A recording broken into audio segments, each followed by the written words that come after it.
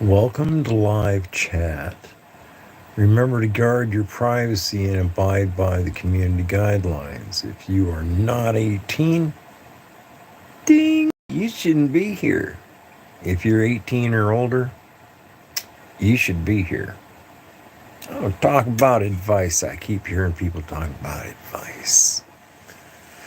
I don't know if I'm the guy that's going to give you a whole bunch of advice, except on how to grow your YouTube channel. If you're gonna grow your YouTube channel, you gotta just go ahead and believe in yourself. Pick a topic. Pick a brand for yourself. I chose 420 in plain sight. 420 in plain sight, you can Google it and you can find it is my resume. And a resume means a listing of Webnode, Site123, LinkedIn, Pinterest, YouTube, Google, and a few other platforms.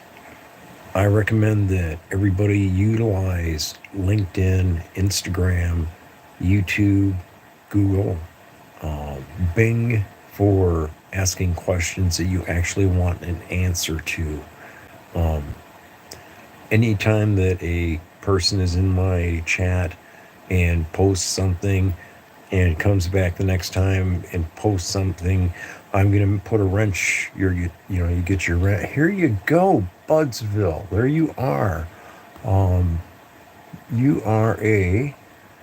You'll see it on your screen in just a second. You might be seeing it right now. Yes, this way you can post links.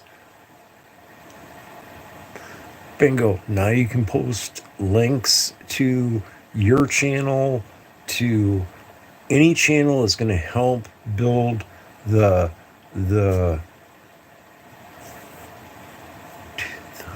best one. Okay, here we go. The best one. Moderator. Okay, that way you can drop links. Boom. Check that out. Can I have some fun? Yes, I can have some fun. Man, I'm telling you, I'm going to make this happen. There you go. Here we go. This is how we make this happen. Drop the link to your channel. Automatically drop the link to your channel. Anybody you know that you want, anybody you want to promote their channel, you can now drop their link right here in this channel. And last time there was about 10% of my subscribers got clicked on this and got to take a look at it. Yeah. Yes, drop a link. Start dropping links if you know how to do that. This message held for review. View message. Admin group, YouTube. I don't know what that is, but yeah, sure. Show it. I think that's allowed, isn't it? Okay, good. Somebody's handling it. Yeah.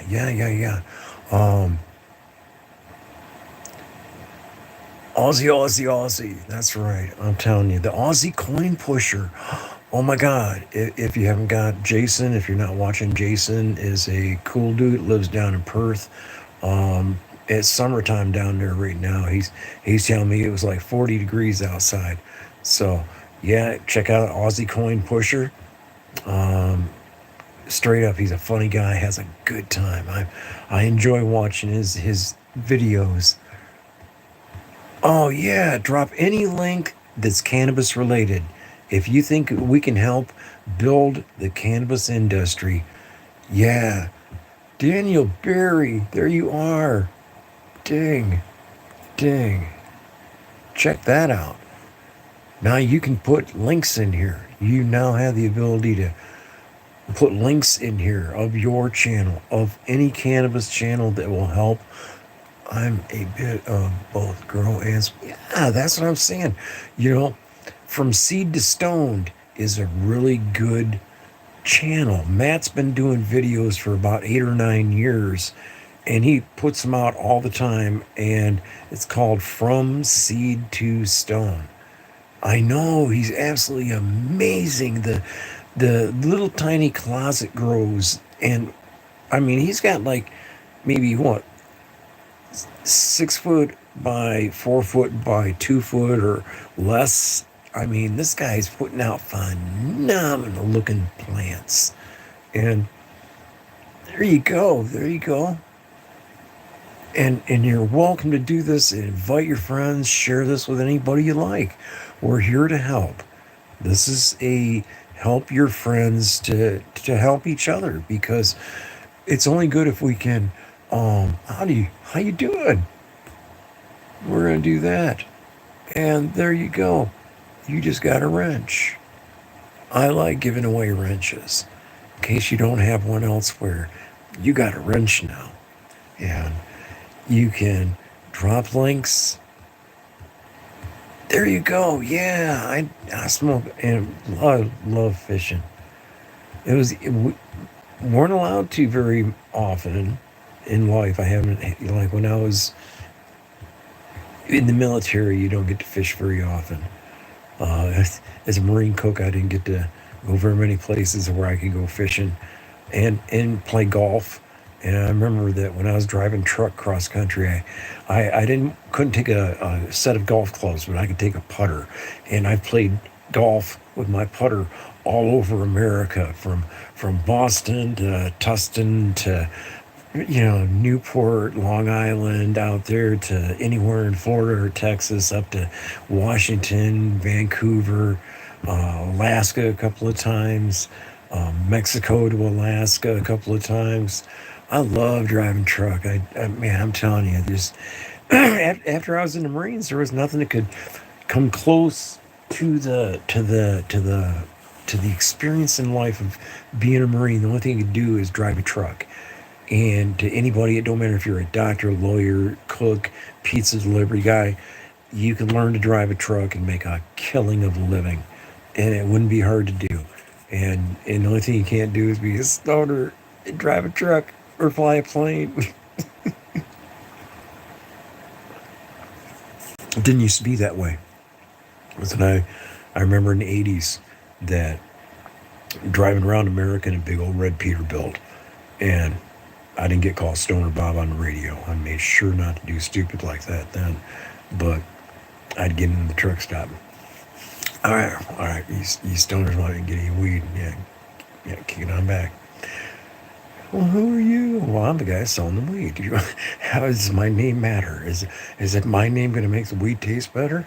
Yeah, are you going to hurry up and get over here right now before I leave, or what?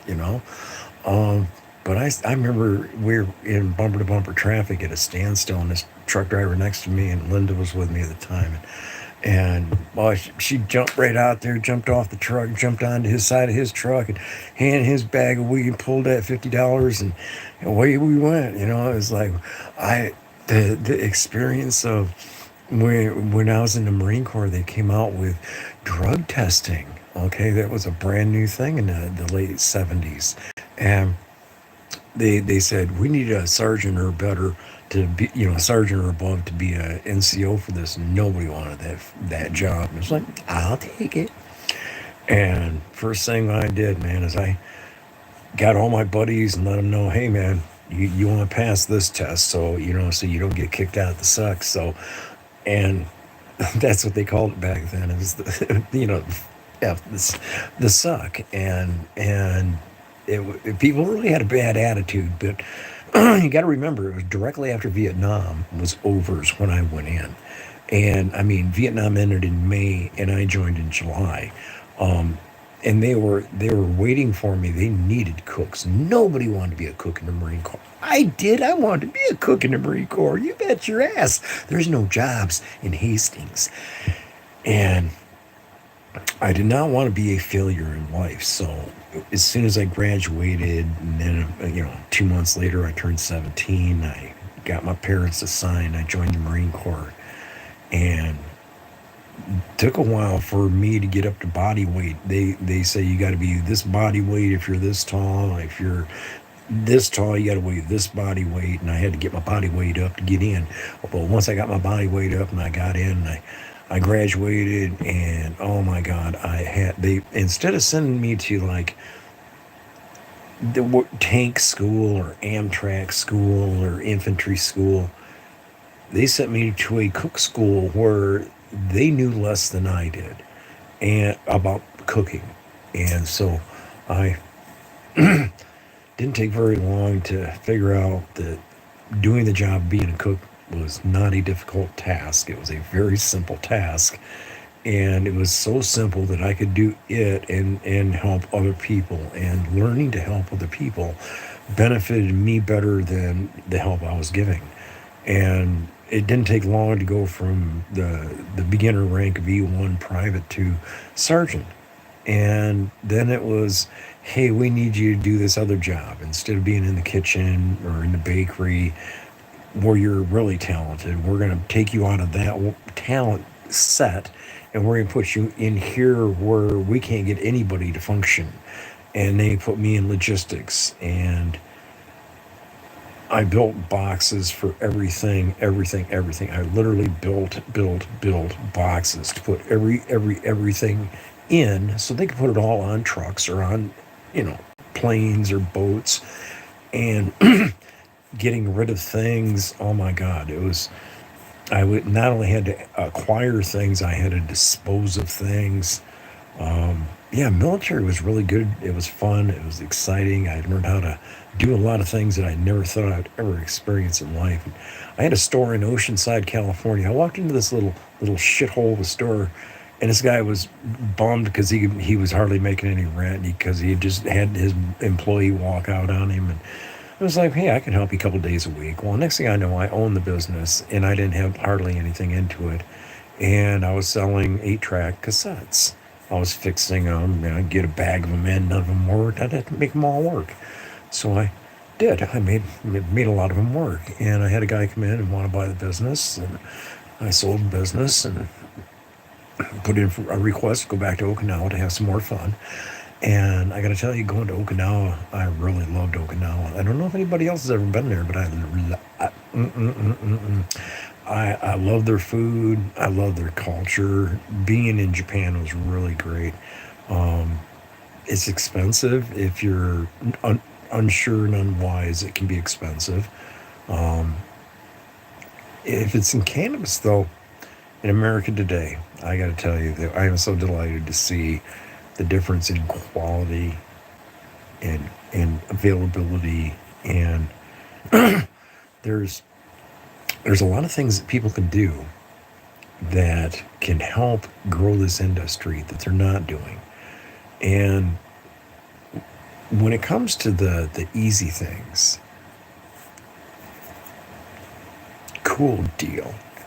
Tell him if he was a cook in the Marine Corps, he was a 3371, 3371. That's the title of, or the MOS, Military Occupational Specialty, is your job in the military, MOS.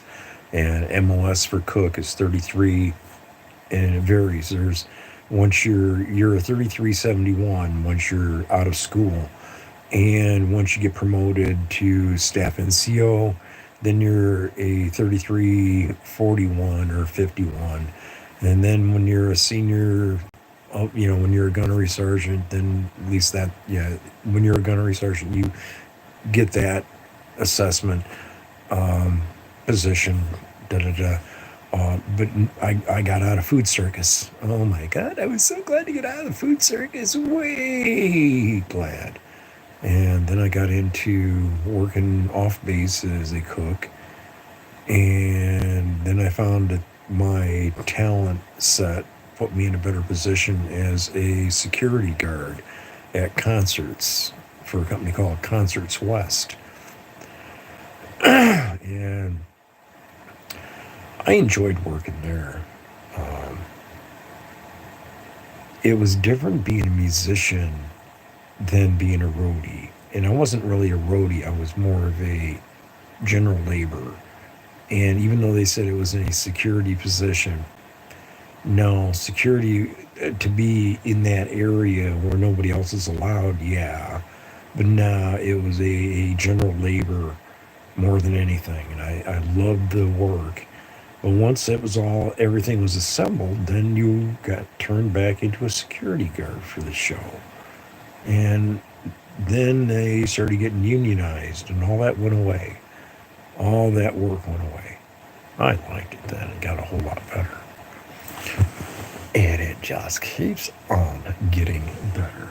And speaking of which, I'm almost done with this pretty little red one here. Now, this was the ice cream cake. And baby, it was delicious. Don't tell me you need to be energized. And it's doing that magic countdown. And as the Klingons entered the bridge, they said it's talking. And it was counting down. And they got to 0. And the ship exploded.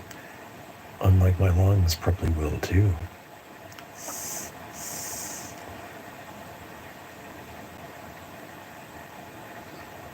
You know, I honestly wouldn't know, but I cannot debate that one. If it was wrapped up tightly or something in plastic, maybe it would not have decomposed, but I don't know. I'm neither a geologist or a doctor, and I don't play one on YouTube either. I, I definitely ain't smart enough to play a doctor on YouTube. I have a ball. I absolutely this making videos.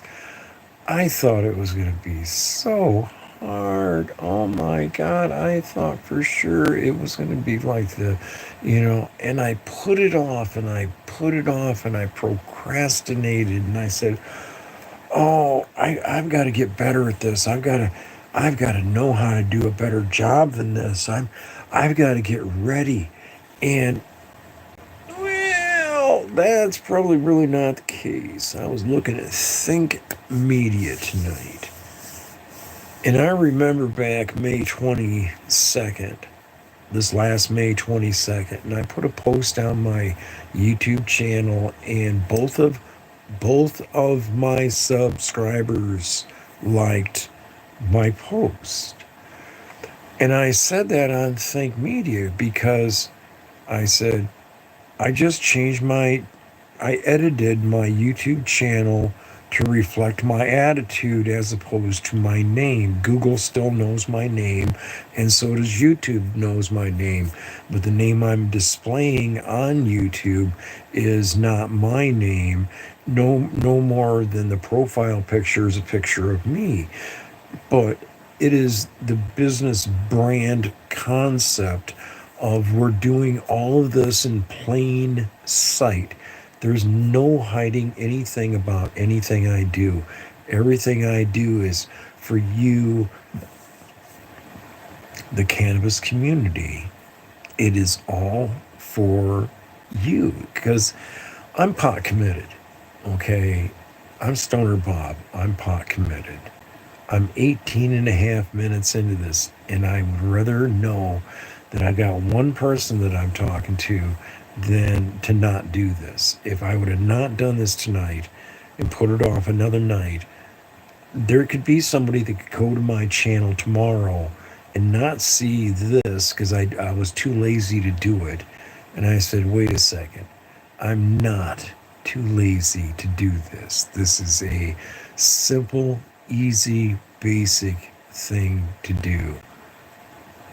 Rambo Chucky, I gotta tell you, I would sure appreciate it if you would share this onto like Facebook, if you've got that platform. I got kicked off Facebook back when Prisoner Clinton and Mr. Orange were both running for president, and it I would have loved to have been on Facebook when Joe cheated and won the. Anyway, I could have had some fun with that, but I got kicked off Facebook. So I sure dig it if you throw me out there on Facebook, or TikTok. I don't know. I've tried TikTok a couple of times, and They didn't like my marijuana. They said that cannabis is illegal I guess on their planet. ByteDance, media, TikTok.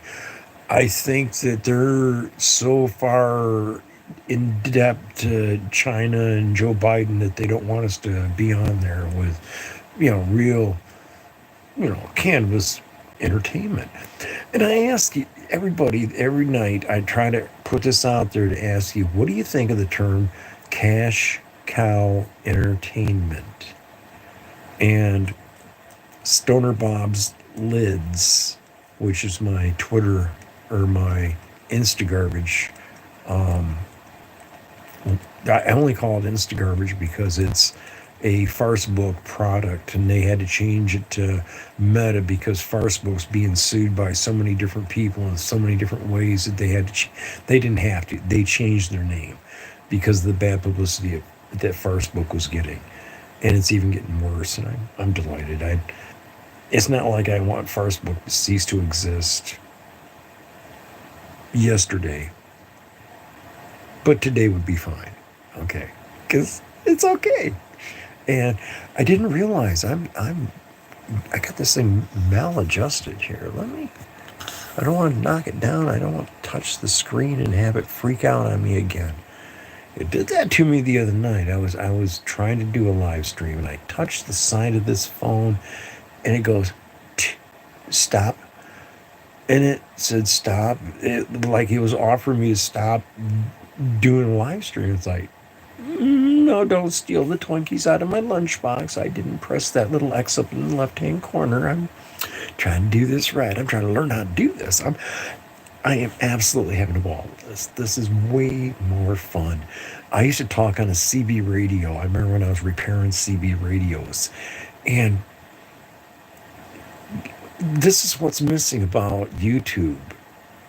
My knowledge, I don't know how to plug other guests into this other than when I begin the live stream. And I'm thinking that I'm going to have to ask some more questions.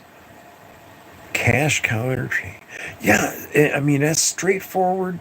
It's telling you, okay, when you look on my YouTube page, when I look at YouTube and I look at somebody's page, it doesn't have that listed. Nobody has, but on my YouTube page, it has Cash Cow Entertainment, 420, In Plain Sight 5 at Webnode. Yeah, cool. And it's really strange that when I was on Instagram, I chose the title Stoner Bob's Lids at some point, and I don't know when or how I did that. Oh, cool. I didn't know you were doing that. I appreciate that. I don't know when or how I did it because my image on Instagram still says Stoner Bob, but yet it still says the 420 Network on YouTube. On there is I mean, there seems kind of. It seems kind of complex, and I'm a pretty good cook, and I drive a Peterbilt, but I'm not real technologically.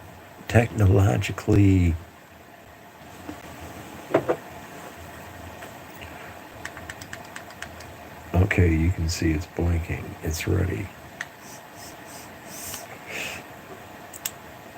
Sally, the cookies are ready.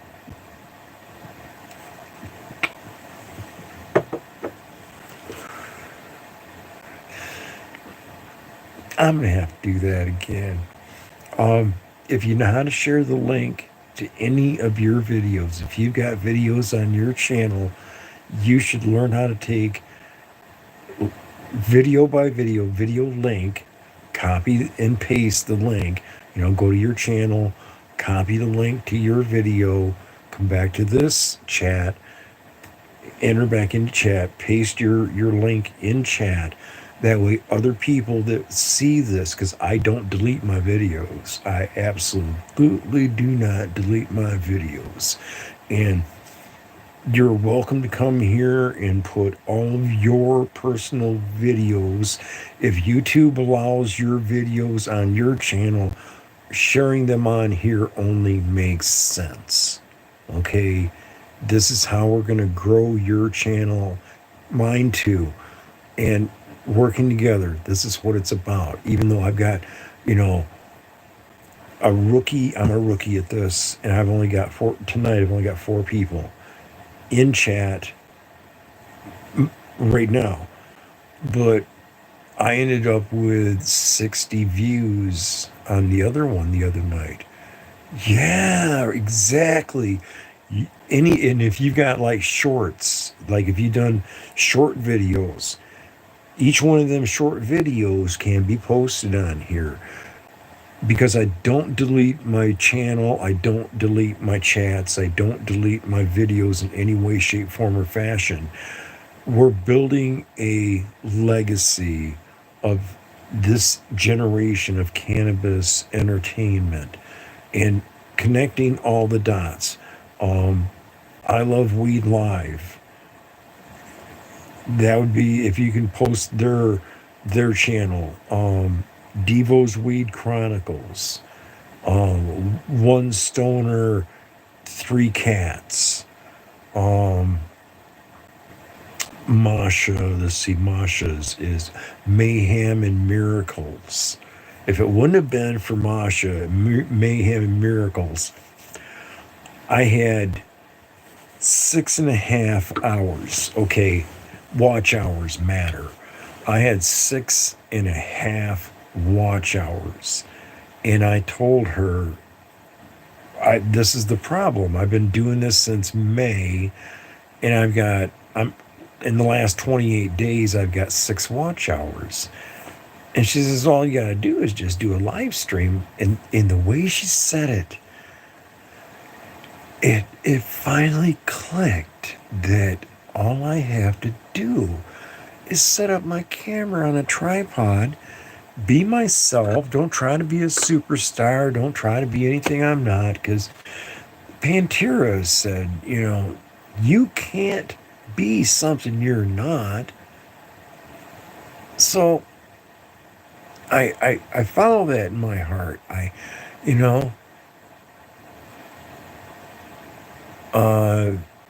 You ready? 616-710-7297.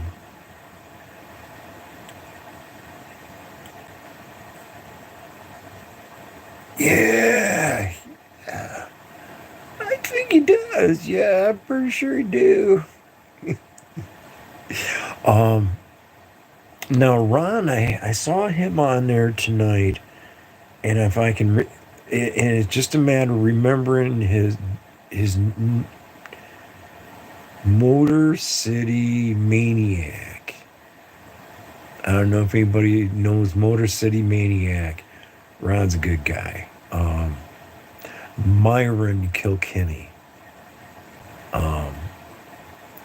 These are people that inspired me to begin and to stay with the project of making a channel happen.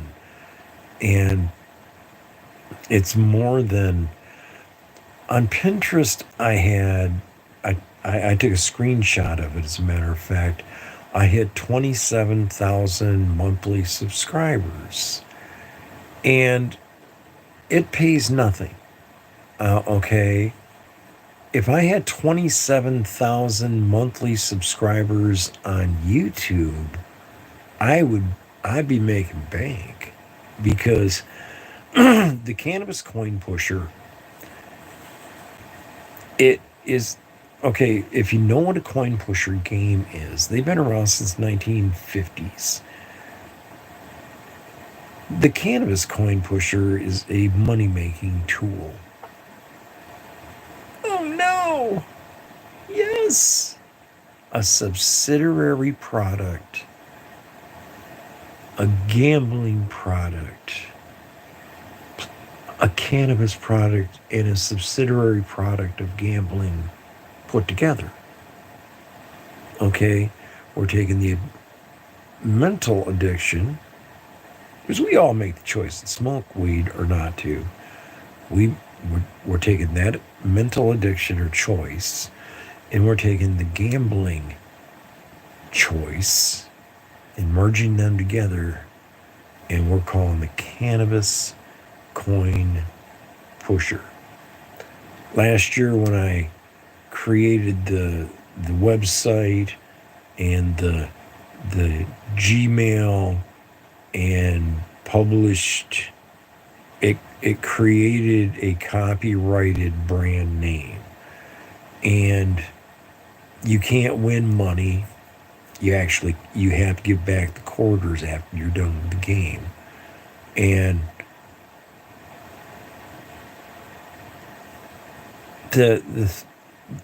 you're not going to win like watches or jackknives or gold bars or poker chips. What you're going to win is a grinder, a silicone pipe, pre-rolled joints in tubes, packs of zigzags,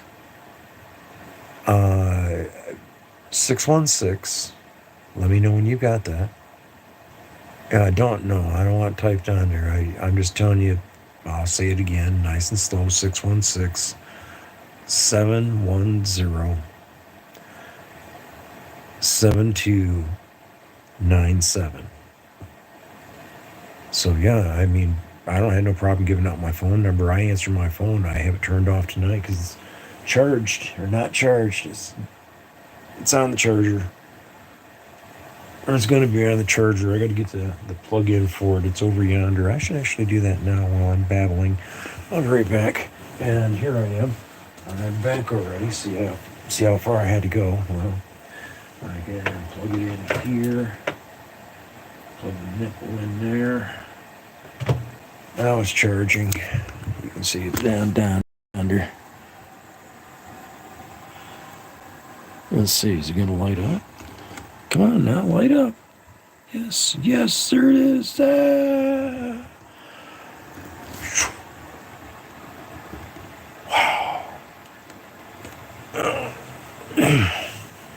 That light doesn't work very good today.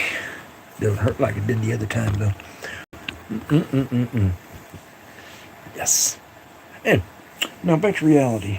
I had to pull up the toy. Now this here, in case you didn't already know, this here is by Luca, and it's called The Snail. And this is, hold on a second. We just go like that.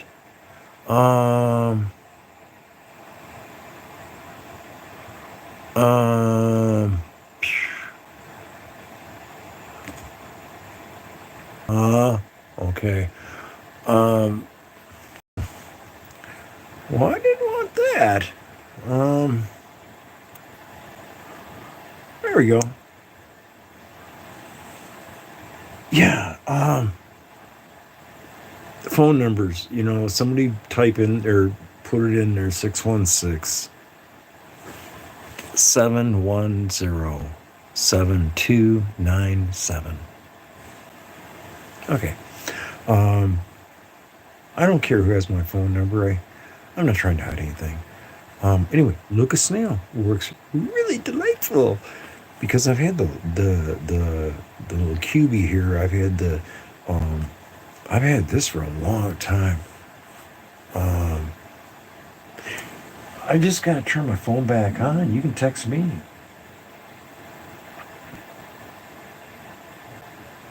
Yeah, it's just like 3%, 3,000,000%. I don't know. Don't matter. Yeah. Drop your link in here. Drop your link. Go to your channel. Copy your link. Drop it in here. Go to anybody's that in the cannabis industry that wants to promote their channel. Bring them here. Show them we are a, there she is, Cheryl M. Man, I'm telling you, I questions and questions and questions and questions and questions. I could just, man, I'm hip deep in questions on things I don't know how to do. And I did get something that may or may not turn out good.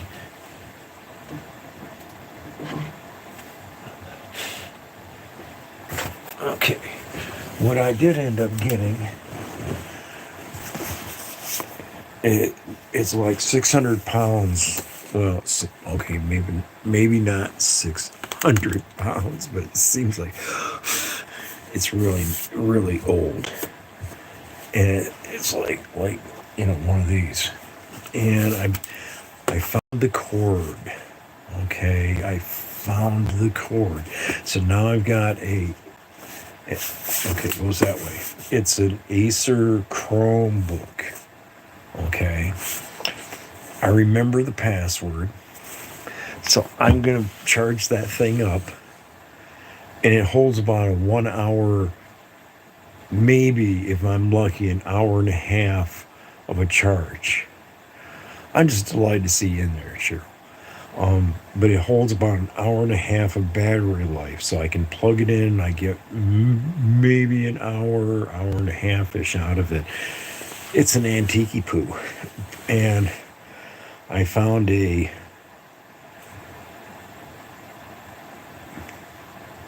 now I can't think of the name of the junker, but it's a junker. Oh, it's starting to light up.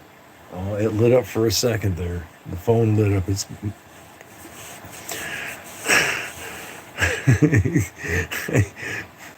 yeah. So I'm gonna try again. It died. I was in the middle of typing and it went. And it was like, oh no.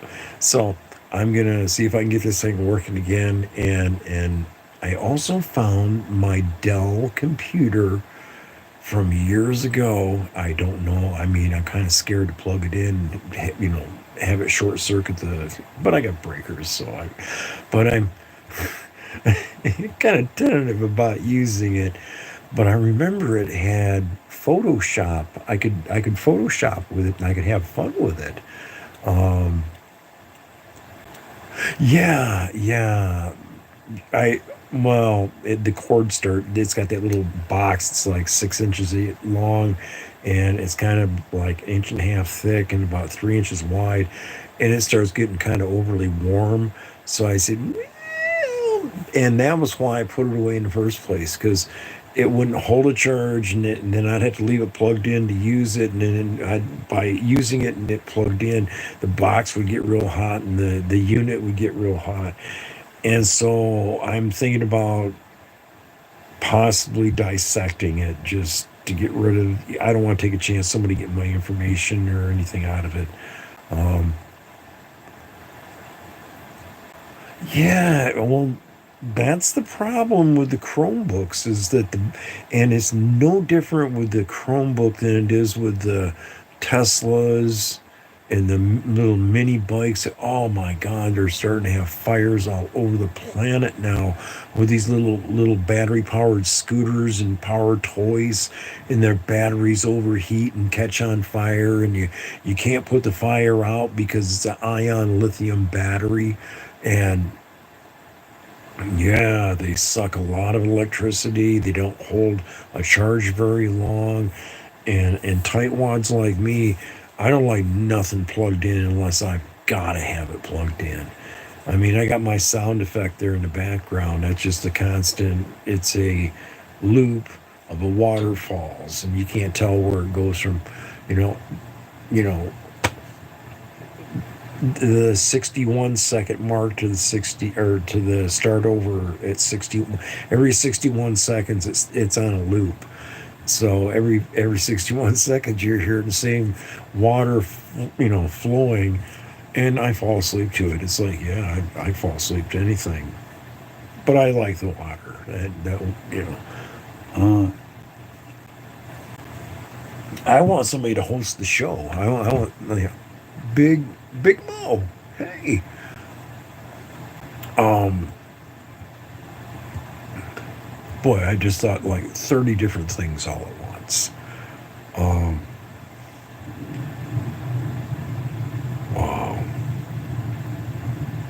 Captain Kush. Now check this out, Captain Kush. Or I make you, there he is. There it is.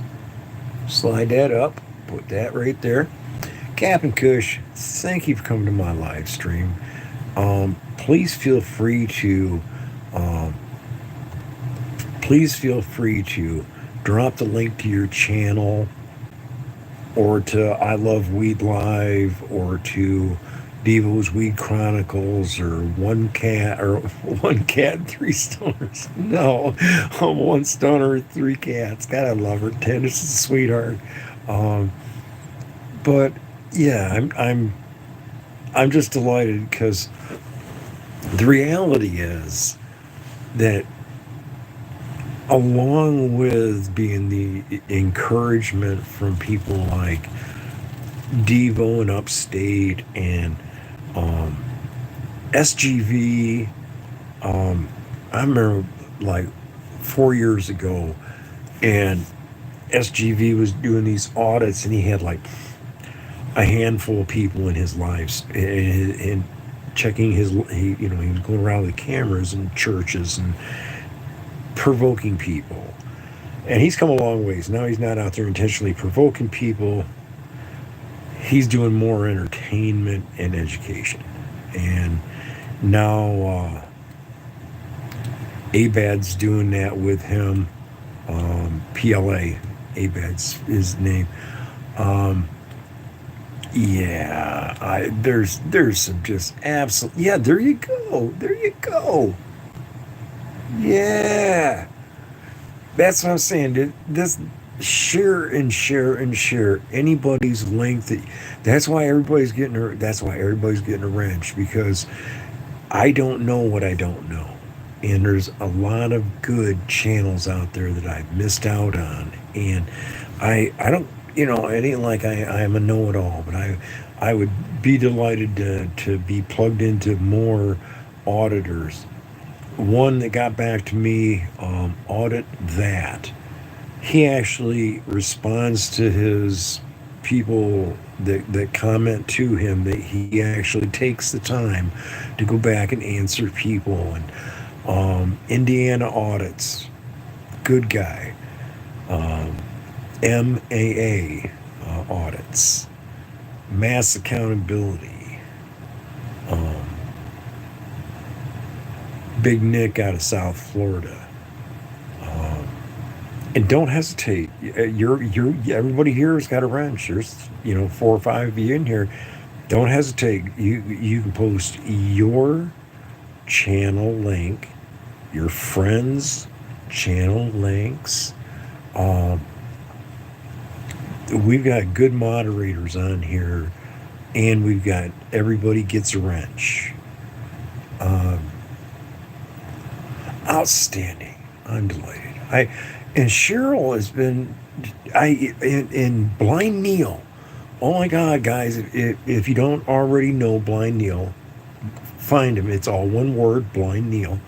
And he's the good guy.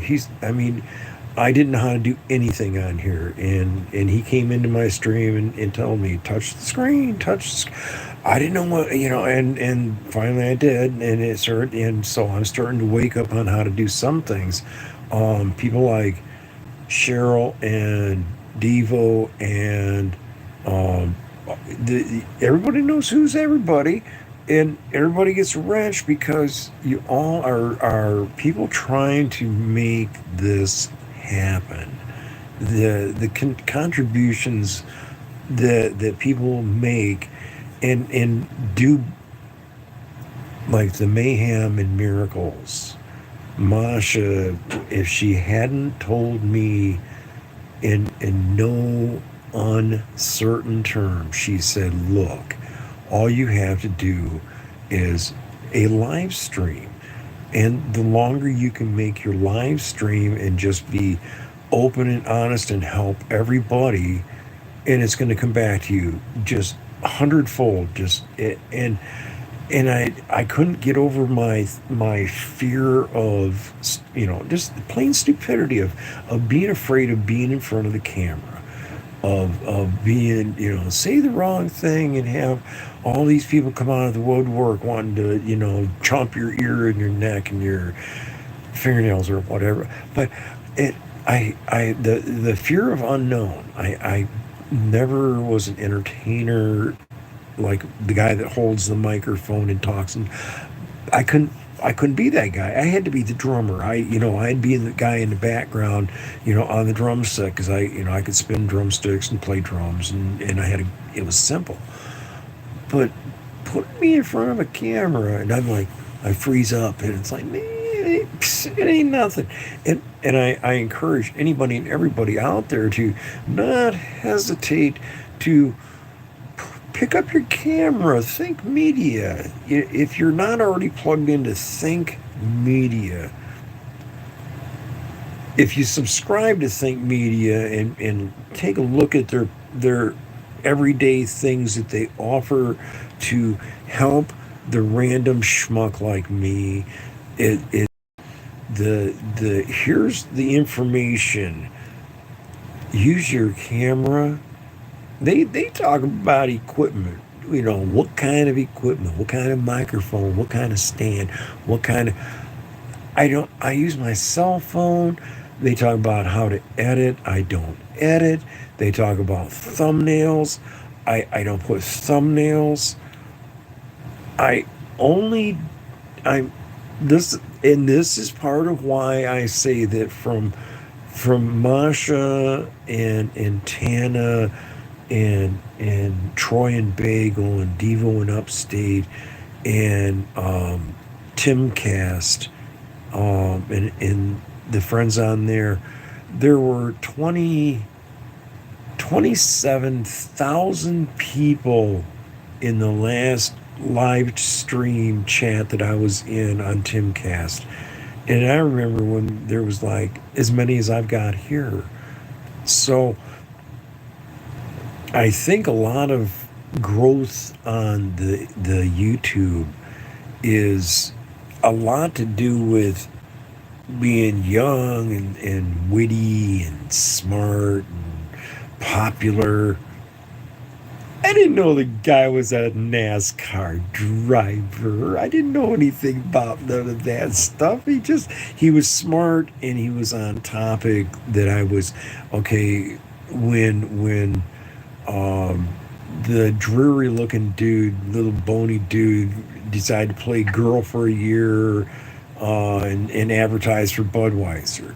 I absolutely thought that was funny to death, and it was my first real attempt at being a smartass with a camera. And I went in Myers, and I said, "Well, no matter how you pack it, no matter how you stack it, people ain't buying it." And I got like I only had like 130 subscribers, and I got 5,000 views on that video. And so that gave me an and that was an inspirational moment. And I've had a couple of videos like my dumpster for Mike the Scavenger. I put together I went into the tobacco store and I saw these cute little dumpsters. I mean, they're $20 for a little toy dumpster, but it was so cute. And I picked it up. I pulled out my camera and I made a video. Hey, Mike the Scavenger, you're going to love this. And I'm still getting views on it. It's over 6,100 views on that particular video. You don't know what people are going to really get a smile on their face about. And I don't think that my professionalism behind the microphone, my unscriptedness, unpreparedness behind the microphone is highly evident. But I think that with practice and rehearsal, I mean, I learned to play drums, I learned to march, and I learned to fire a rifle, and I learned all kinds of shit throughout my life. I bet I could learn to do good here on YouTube, and I bet I could just continue to have fun and not be weary of it. It's not that hard to do. And I think anybody and everybody that isn't already at 1,000 subscribers. Oh, I've got a Moody. Yes, please drop your link. Um, I think everybody that has already created or is going to create a YouTube channel, follow your heart. Don't worry about, oh, it only got seen by 3 people. I'm going to take it down. No, learn from it. Make another video. Learn from the video you just made today and make 2 more. And then make another one. And keep making videos. Don't be afraid to do this. This is something that if I can do it at 65 years old, if I can get on here and meet all the incredible people that I'm meeting and participate with them, anything is possible. Now, yes, I kind of played on the words. Any FIN is possible. That's the name of a channel. And follow your heart. He's a good guy. Daddies, pay attention to your friends. Support your friends. Support other dads you don't even know. Be there. Be the guy that if you're at Myers and they got a pony ride there that takes pennies and you got 2 or 3 pennies in your hand right now because you just got that change over there from and you're on your way out of the store, go over there by the pony and drop them pennies on that thing so that the next mom or dad that comes along don't happen to have pennies. The little baby's going to say, look, there's pennies right there. And they'll get to ride the horse.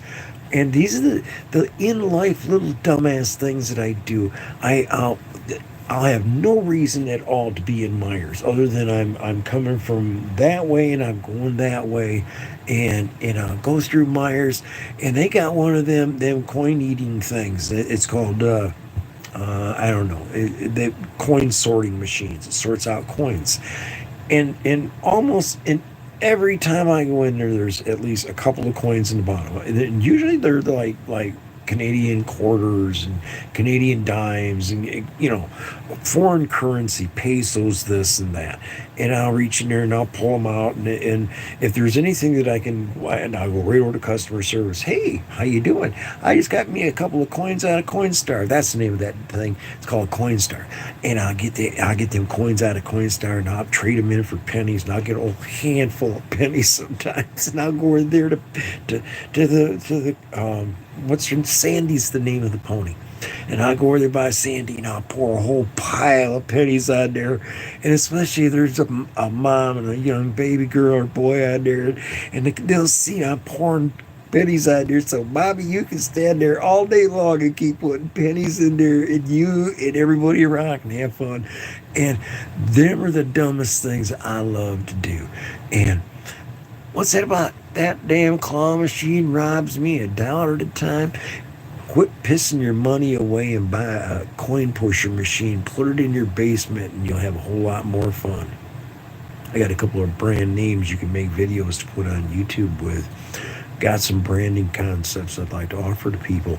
I would like to sell some of my brands, some of my concepts, even 2 of my inventions. There's things to do in this business that people ain't even thinking of doing. People should think, hey, how come there isn't a trailer park of semi-trailers that you can rent and grow weed in? Gee, the rocket science. Okay. Why can't them same trailers be powered by solar power? Let's have a solar powered grid for, growing weed with. A lot of things that are not happening. I can't have the Stoner's Dens.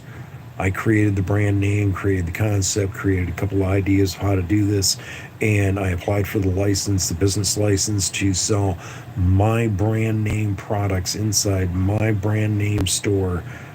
And the state of Michigan declined to accept my application and said, you cannot have marijuana being consumed in your business. Whether you're putting on shells to make burrito wraps or if you're putting in drinks, it's not legal yet. And look, it's been legal for 6 years recreationally here in Michigan yet.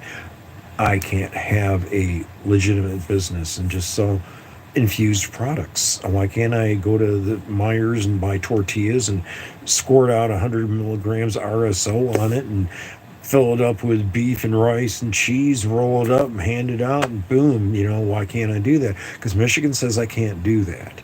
Okay, I can't have my garage decked out and invite people over and just smoke weed all day long and hand out free drinks. No, I can't even do that, because then you're creating a business. You can't have a business doing that. The entirety of no business as a consumption lounge in Michigan, 6 years legal recreationally, and nobody's smart enough to come up with a loophole around Comrade Whitmer not allowing us to have marijuana in a consumption lounge environment.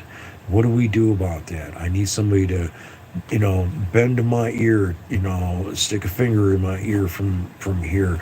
Tell me what I'm not doing, what we got to do to get this to work, because I think we need to do this. I concentrates, absolutely, RSO, Rick Simpson oil, or create tincture, compress, and make tincture. There's variations on a theme. You can use any number of methods. You can make dabs, batter, butter, shatter, diamonds. Creativity. Remember that creativity is your imagination having fun. Okay? It is. Even Einstein said that imagination is creativity is your imagination having fun. And if you're not having fun, why the hell are you doing it? I do everything. Yeah. What's a 2-minute walk from your house? What I miss? Oh no! Oh no! Battle Creek. Holy shit! I'm in Grand Rapids. I hope you already know that I'm in Grand Rapids, Caledonia. Uh, I like that. Yeah. I used to be called Food Stamp on the Welfare Base when I had a Citizens Band radio. That's right, I'd pull my Peterbilt into the truck stop and I'd be Food Stamp on the Welfare Base. And yes, my wife sitting next to me is Lady Wick. But they think we're at the slum. They think we're at at the house talking on our base radio. We'd really be in the semi truck, and we'd be all over the country just raising hell. Turf Surfer. Yeah, there's already a Turf Surfer. There's already a brand. That's a brand. Somebody already has that as a brand on Instagram, I think. Or did I see that in Orange County? And here's another one that I've noticed that a lot of people all over you need to go on a road trip all over Tustin, Orange County, Anaheim, Costa Mesa. I mean, from 29 Palms, Merced. I mean, California's got more cities than you can shake your car at. But I'd give it a shot. I'm telling you, you should check out California for the product. Um, right now, I'm being told that, well, not right this moment, but currently, they can't. $450 a pound is a big number for smalls. Um, I've seen some of we're talking top notch quality, but that's in Denver and Boulder. California's even cheaper. They were incinerating product. They're feeding it to hogs because it ain't gonna hurt hogs. Hogs will eat anything. But they were, and what do you guys think about recycling tubes? Sincerely, tubes and jars that cannabis come in, instead of it coming in, like the plastic bags that you see, the bags, that can be thrown away easily. The tubes, people buy joints. People buy one joint at a time, or two, or three, or five, or whatever. Who cares? The fact remains the same. People are buying joints. They come in plastic tubes. One joint at a time is the common denominator. They go home a month later, they've got a garbage bag full of these plastic tubes. What do we do with them tubes? And so I use glass jars and nicer tubes that can hold more than one. Yeah, but you're okay. But the reality is that today in the industry, people are going to the cannabis stores in Michigan. Here's a for instance. Tanya and her boy go to the store and they probably buy 50 joints a week at the dispensary. Um,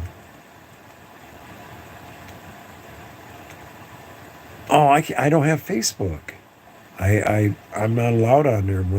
When prisoner Clinton, I mean Hillary Clinton, and Trump were running for president, I said some pretty horrific things about Mark Zuckerberg, and they didn't take too kindly to it, and they forever banned my image, my name, me, and forever banned.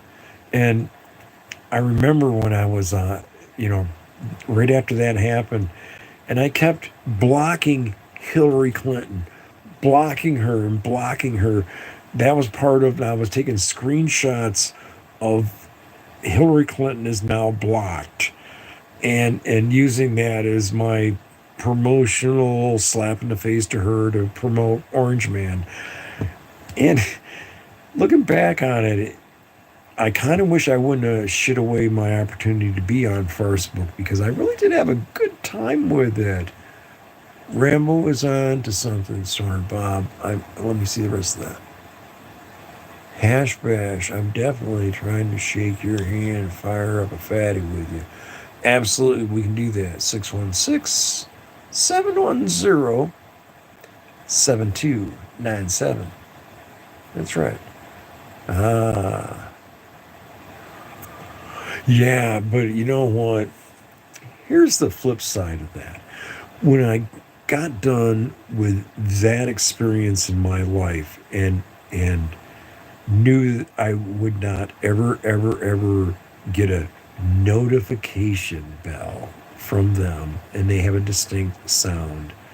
When I stopped having that sound in my life, when I no longer was distracted by being concerned about what other people said or thought about me, it don't make a bit of difference. My children love me. My grandchildren love me. My great grandchildren love me. I don't care what anyone else thinks about me. I bend my knee to one Lord Jesus Christ only. That's who I am. Well, if you can get a hold of him, Cheryl, uh, I don't care. I'm a business. These little animal creations are brilliant. 616 710 7297. That's the phone number at Stoner Bob.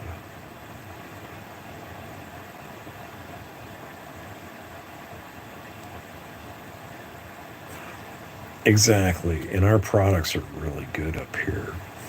I go and get these carts right here. 1 gram carts, $10 each. And they come in the most delightful flavors. If you like live resin, it doesn't matter what you like. They have a lot of choices and options that I would have loved to have seen this 30, 40 years ago. To see blonde Lebanese hash. Yeah, that was a distinct thing in the 70s. Being in Thailand and having a mama san come up with a bale as big around as she could carry. all tied together with these just gorgeous plants that were like this tall, but they were absolutely gorgeous little plants, and every one of them buds were just phenomenal. And we paid $3 American for that whole bale. And our whole, I mean, there was like 15 of us, and we all got pie-eyed, and we had like bunches of it left over. We took back with us, and some of it got caught on the ship, some of it didn't. But I remember when we went to the Philippines. Now that was church disposables. Now I'm going to tell you a little something about that. They make good products. I will not say bad things about them. And what I will say is Drip makes absolutely phenomenal products. There's a place, yeah, I've not heard of that one yet. Sky Mint is what used to be 315 here in Michigan. Or is it the other way? Yeah, I think it's Sky Mint now, and it used to be 315. Or yeah, because 315 failed on Division, and they failed on Plainfield and Alpine. And so I went out to Jars, and they got some grape something or another. That was delicious. Oh yeah, I like getting stupid. And I had a thought. I entertained it. I knew it was a long ways from home.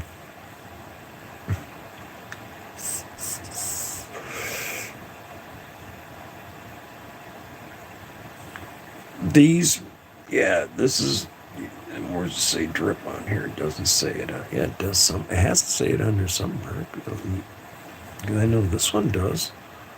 See, this says Bobo, which is Drip sideways.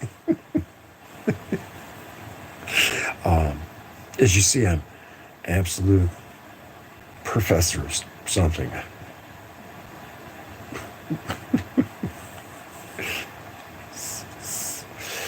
Don't get me with my guitar in hand. I have not either. I smoke diamonds.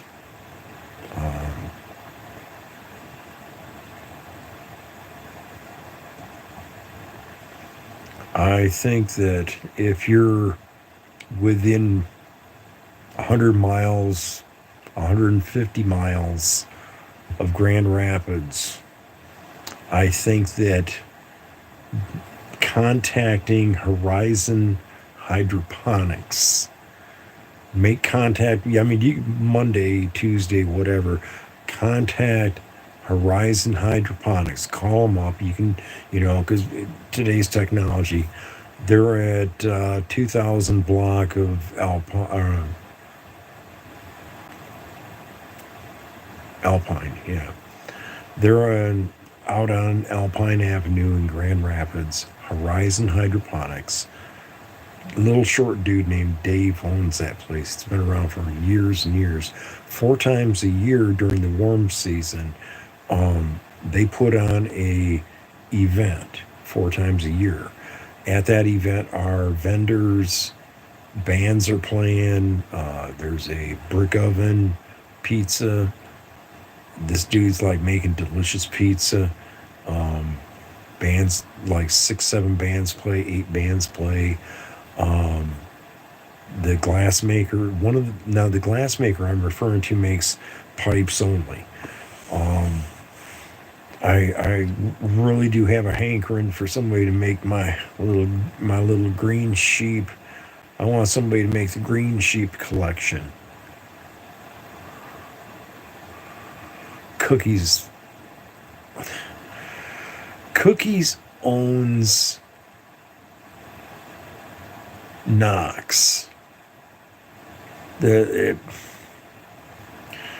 Oh my God. No, wait a second. Did you see my House of Dank is right across the street from House of Glass or some other title, and this he's a custom. The guy that has okay, House of Dank is on the south side of the street behind the Shell gas station, and across the street is the drive-through pipe store behind the Marathon gas station. And I made a video of the pipe store, House of Stupidity or House of Dank or whatever. And yeah, yeah, Horizon Hydroponics on Alpine Avenue, absolutely. That little old man has helped more people grow cannabis and mushrooms, and he helps people learn what they need to learn so they can order what they need to order from whoever the hell they need to order it from, because growing cannabis is not a is it's not a rocket science that you have to it's not your rocket science to have to discover.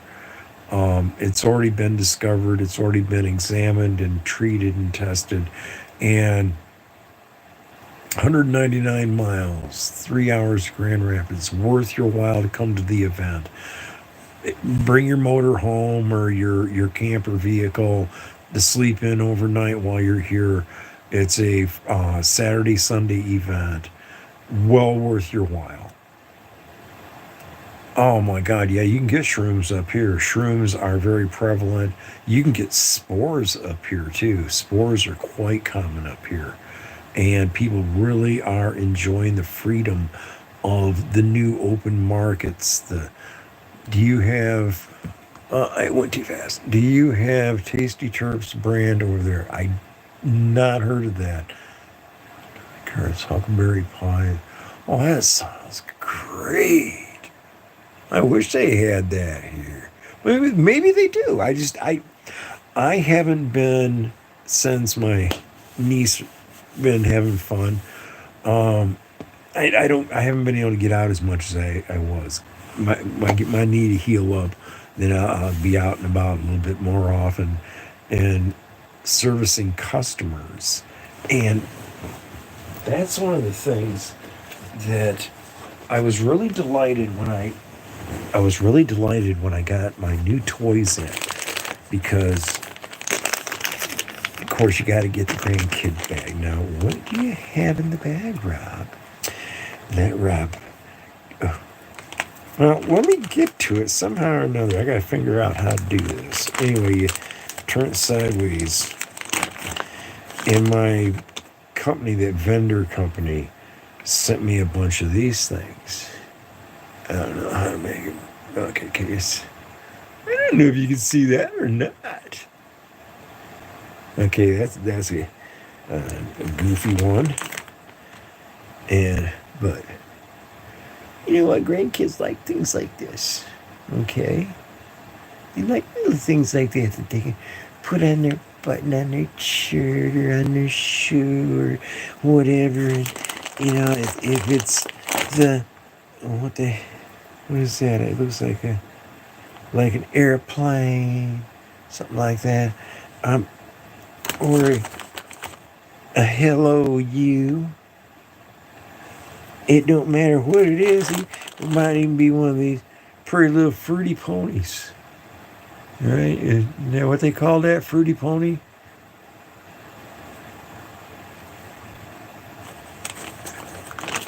How old are your kids? I don't know what the hell that is. Oh, a telescope. Okay, telescope. It was not a rifle, that's why I didn't recognize it. Orange slice. Anyway, they sent this whole bag of shit. I don't know what it is. It's like strawberry. But anyway, I got my order in, and I didn't order this shit. I didn't pay for it. It wasn't on the manifest. It just came along with the order. I did get like the Cannabis Liberty stickers. I got um, a different kind here. I don't know what the hell these are. FY5. Oh, that's on is doubled. Oh, they put two packages in one package. Oh, that's delightful. Oh, this is so cute. You're gonna like this. Check out this dude. Oh yeah. Oh yeah, this is a freebie. This is a freebie pack. I dig it. And of course the fruity leaf. We've all seen fruity leaves on plants. Oh yeah. Let's see. And of course, we know what that looks like. Looks like every one of us at some time or another. And ding ding ding.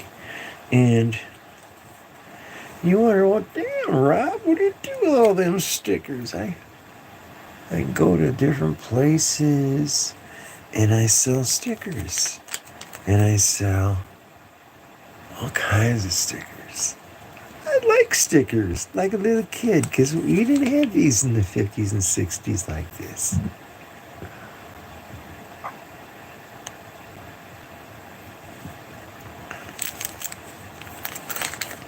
I don't know if anybody sees any of this. He looked paled. And look at this dude. I'm going to get it back far enough. I'm going to get good at this.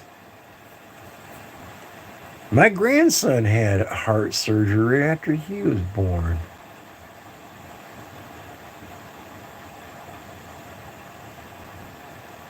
Yeah. My little grandbaby, he's like 11 now, 10, 11, yeah, I think he's like 11 now. And yeah, no, he's 11. And he had open heart surgery right after he was born. And then again. And again. I don't know if any of if you see anything you want in stickers, I always got new stickers. I love playing with stickers. I'm like a little damn kid. I just gotta play with stickers. Yep. Here I am. Well, it looks just about like me. Yeah, maybe not. Which way does this one go? It's gotta go this way. Okay. No, just in case you didn't know, I had a Futurama flashback.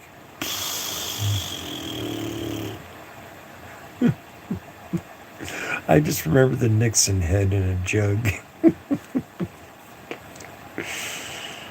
The Cannabis King. Yes, he is the Cannabis King.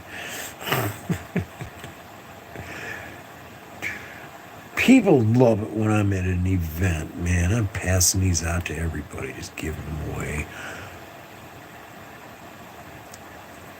People just love getting stickers. Well, man, can I have one? Yes, you can.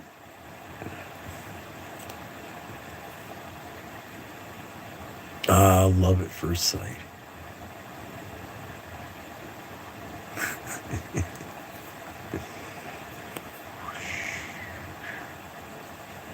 Anybody want a sticker?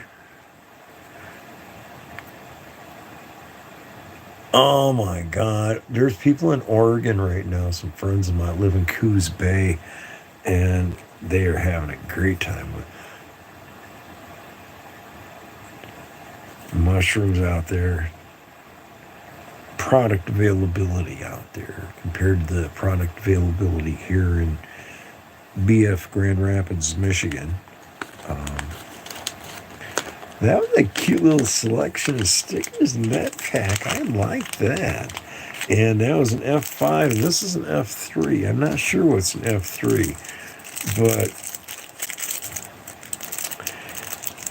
I'm sure as a freebie, I'm not going to complain too awful much. It ain't like somebody stealing the flunkies out my lunchbox. If they stole a Twinkies out of my lunchbox, I hope they bring them back here pretty soon. Oh, what did I find here? April 6th, Rambo. They got Kool-Aid, syrup, all sorts of. Hey, wait a second. You're here now. Rainbow Farms. Rainbow Farms. And wait, there's one out of Battle Creek. Um, um,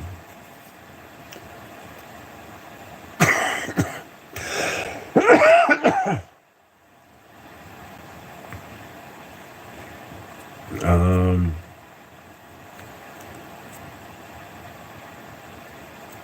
I'm not exactly sure. Man, look at that damn thing.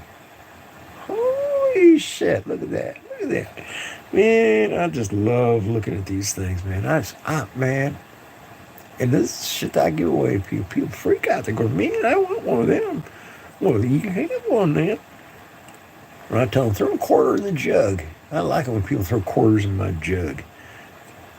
I keep that jug on the table. And they say, can I have a sticker? I say, can I have a quarter?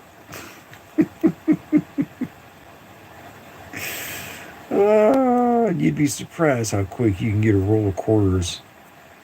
Look, I just have a great time with this. Is that like the stoner dog or what? Who grows trash? Wait a second, I missed something.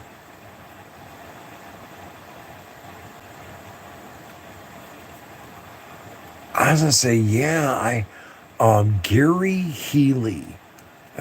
Gary Healy's my buddy, man. He's as legit as you can get. Okay, when you want to get a good promotional program going on at the event, then get a hold of the Dab brothers. They're in Covert, Michigan. Cornfed is one word. Cornfed Dread Creations on Instagram. And so if you like go to Instagram, go to Cornfed Dread.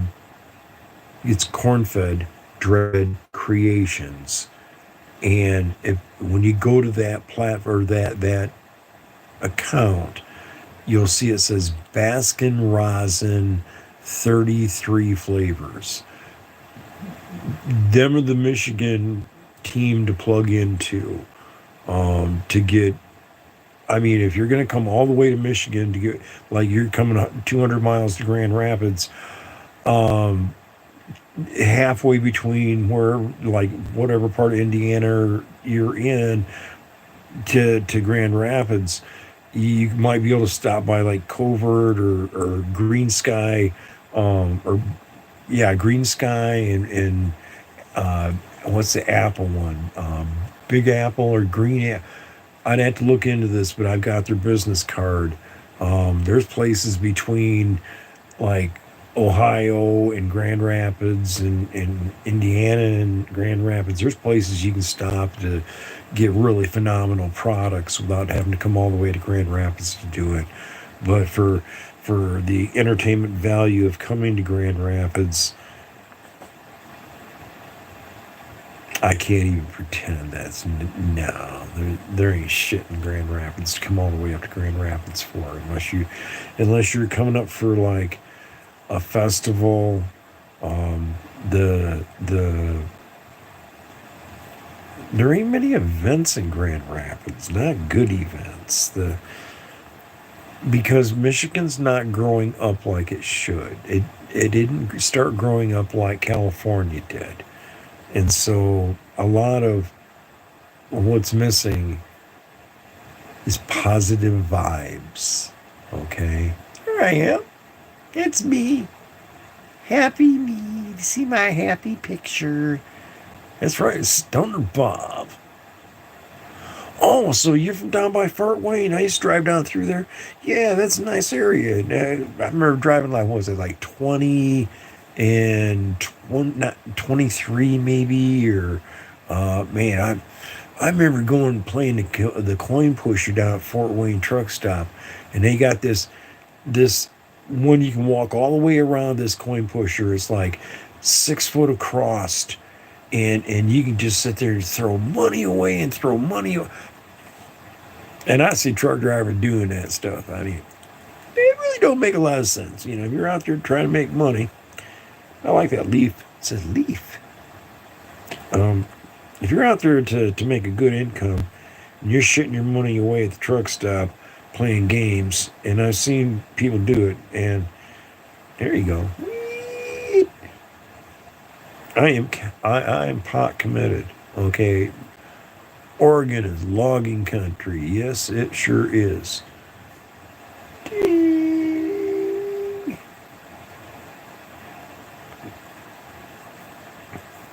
You can do that right here in Michigan. You don't have to go all the way to Oregon just to do, logging. There's logging companies right here in Michigan. Bag of weed. Hey, that's pretty. Oh, there you go. I just got better looking. See? See my smile?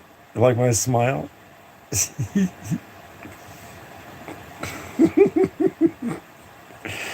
Wait, let me take a look at this one here. Okay. Here I'm showing my teeth. Oh, get it up here. Here I'm showing you my teeth. My pretty eyes.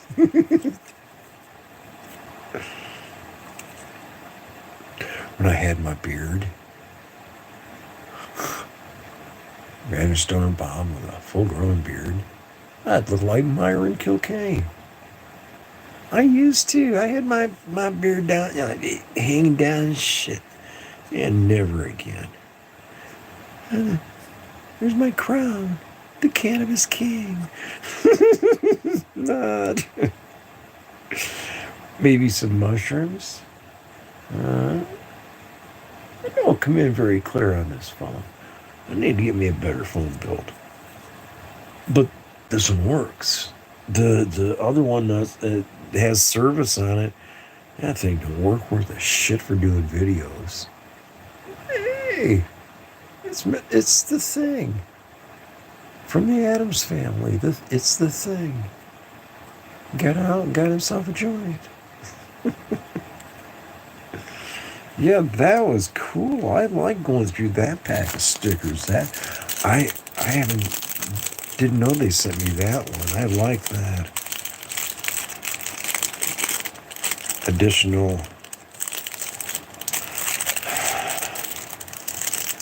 additional 25 quarters.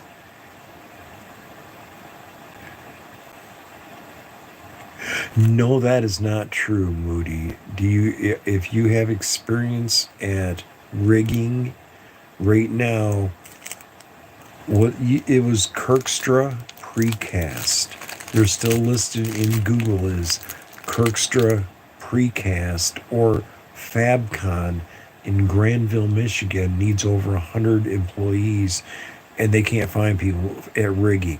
Okay.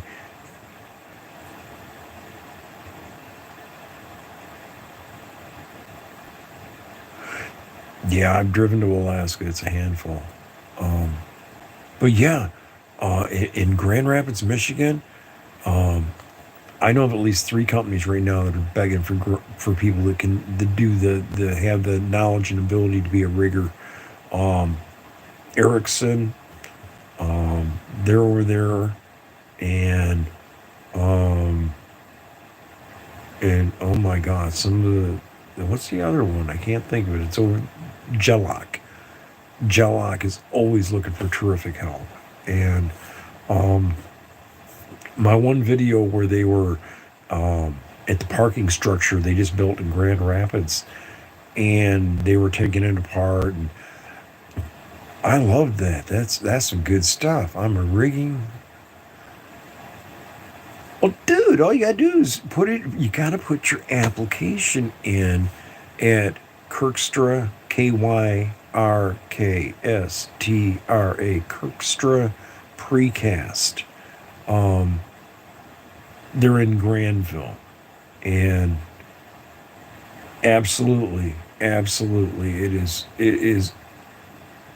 If you have the desire to be a rigger and a crane operator at some point, because you're not down there on the ground forever, eventually you want yourself up in the crane operating it.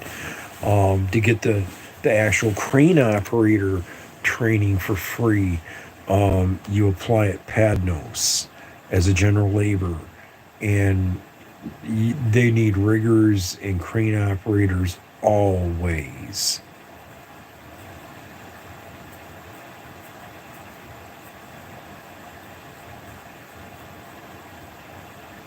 Well, um, the different companies like Kirkstra Precast, Erickson, Jellock, um, they cannot find talent, good talent. Um, Rigging is a very expensive person to find.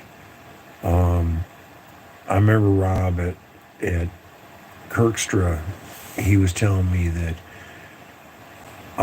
what happens is because they hire everybody as general labor, they come in as that position. They come in, they get paid like, 18-ish dollars, 17, $18 an hour.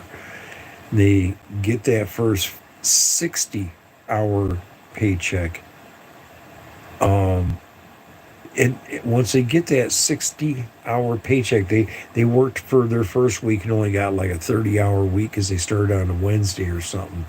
And so they started on the second week, they started on full time, got a full time paycheck the next week.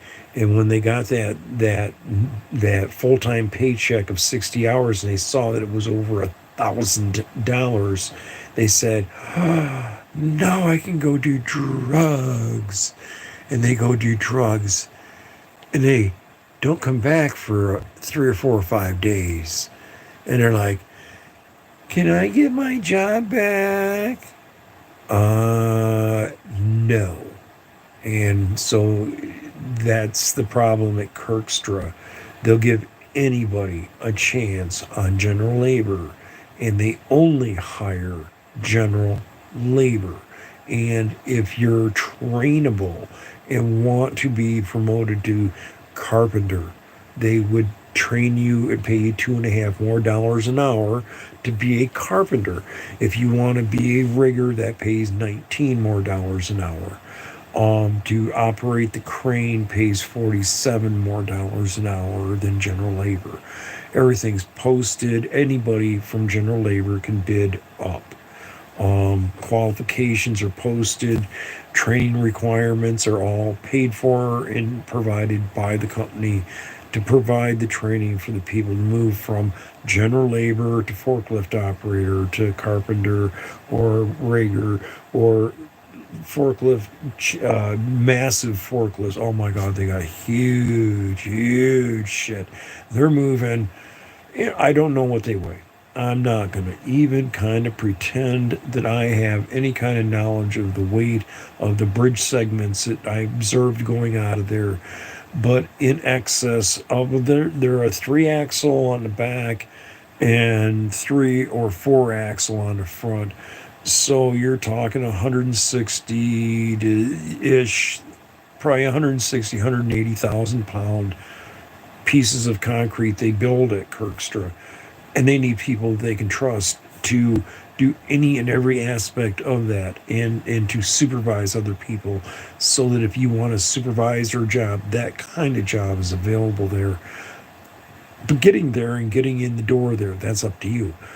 If you're in any city in America, any large city in America, and you want a job, you can go to something called Give, and it's really GIV-EM a break. Is give them a break safety. They absolutely need help all the time. People get that good paycheck, they go do their drugs, and they come back, and no, they can't work a second time. You either work for us all the time or you don't work for us, and you get one shot at it, just like any other good company. You apply, you get the job, you either stay there or you don't. It's a one-time, try it or don't like it. Um,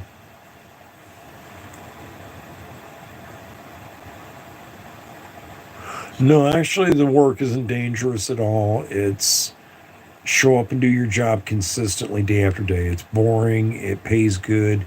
Kirkster pays, well, Kirkster wants you there 60 minimum and 70 if you're willing. They'll let you work 70 hours a week after week, year round. They'll pay you $3 additional if you're hired and you're in Grand Rapids and you're willing to go down on a bus. They provide the transportation to Trenton, and they pay for your room, your whatever you eat. They pay for all that. They transport you back to Grand Rapids at the end of the work week, and it's a 7-day work week, and you work like 12 hours a day for 7 days, and you get $3 additional to do that task. These are the kind of things that will make a difference in somebody's life. And I mean, I can sell tools for you to pick, clean your okay, like you can go to the pipe stores, just about any pipe store in America, and you can buy pipe cleaners, and you can buy these silver scoopy looking things, as a dab scooper, or you can buy a little sword, fancy little sword. Maybe it was a little too fancy. Okay, we'll get a different one. This one's kind of fancy too, right? And they got little swords for cleaning your pipe out with. And I like fancy swords like this one. I'm not doing a very good job of giving the imagery, but I'm trying.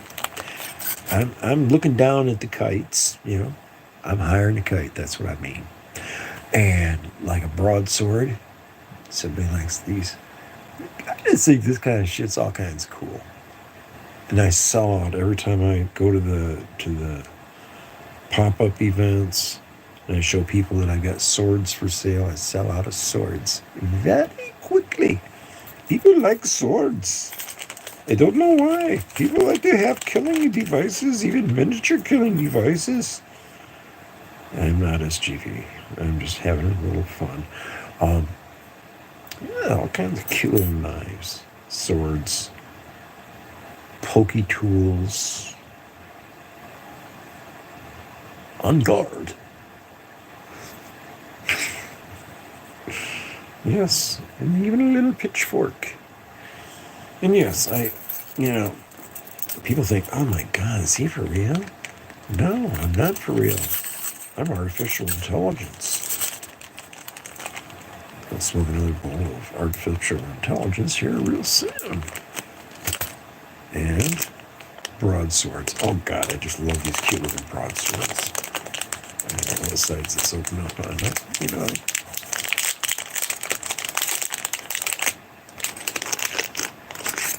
On guard, I have swords. Yes, they're very dangerous. Not at all. They're cute little swords. But these are the kind of items that I got. You got to clean your pipe out with something. Why not have something fancy, man? Why not have a sword? I go into these tobacco stores that have pipes, and if they own the store, I'll do business with them. Yes, exactly. And that's why I have those. Got bags of swords. And I sell this shit to not the dispensaries, but like the pipe stores. And, I buy them. This bag of 10 was like 64 cents. Okay, and I normally sell for $1 a piece. So for 64 cents, I got $10. So I bought that $10 bill for 64 cents. And similarly, I do something similar on the swords here. These cost me I think 7 cents a piece, 8 cents a piece. I'm buying dollar bills for 8 cents a piece, 6 cents a piece. Same with these. I like these. That's this. Where's it at? Where the fuck did that thing go? Anyway, don't matter. Little chain and marijuana leaf. Little pop that motherfucker up out of here. I deserve a break today. I'll take this motherfucker up out the plastic. Okay. I saw these.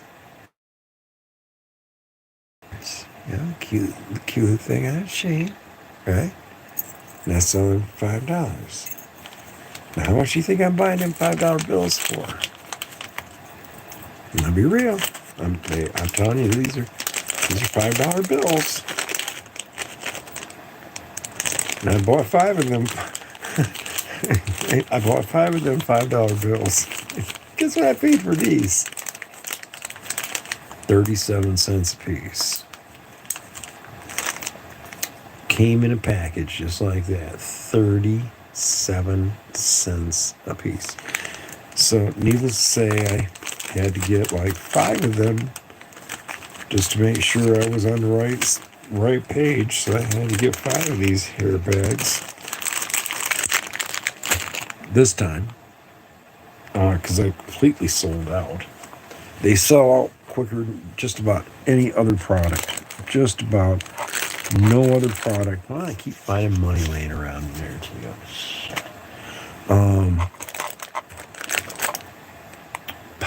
Pucks. Some people call them pucks. Some people call them pods. Cute little containers. I sell these for $1 a piece, because I can't find them at any retail outlet.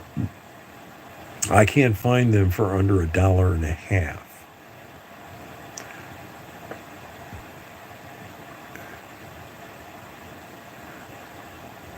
Yeah, exactly.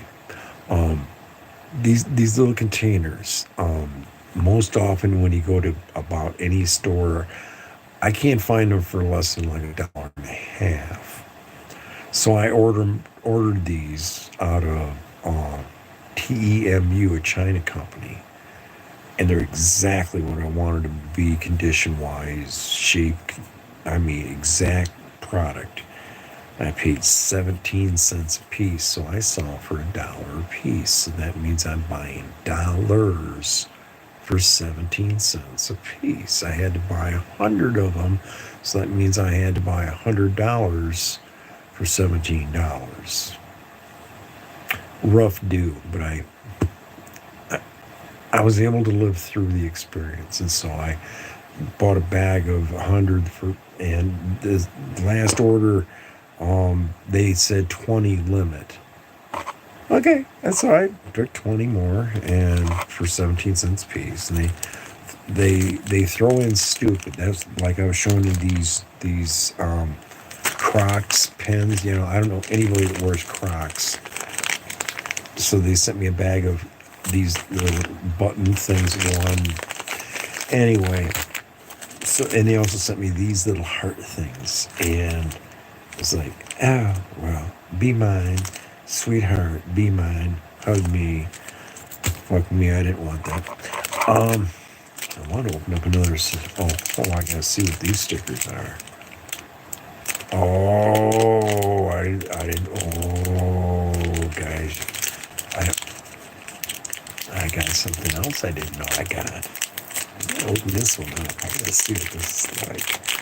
I love opening up new toys. I love getting toys. And as you can see, I'm unpackaging. Oh, this could be interesting. Old Guys Rules. Oh, look at that. Oh, man. Now, I bet most everybody that comes through and sees this video, they call it the cure test. Stick it to your thumb.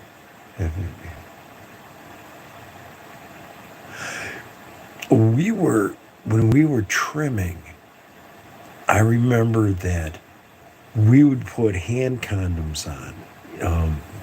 Them like doctors wear and proctologists, they go, and it snaps. And right? I'm sure everybody's familiar with that particular sound. Maybe not. My garage, my rules.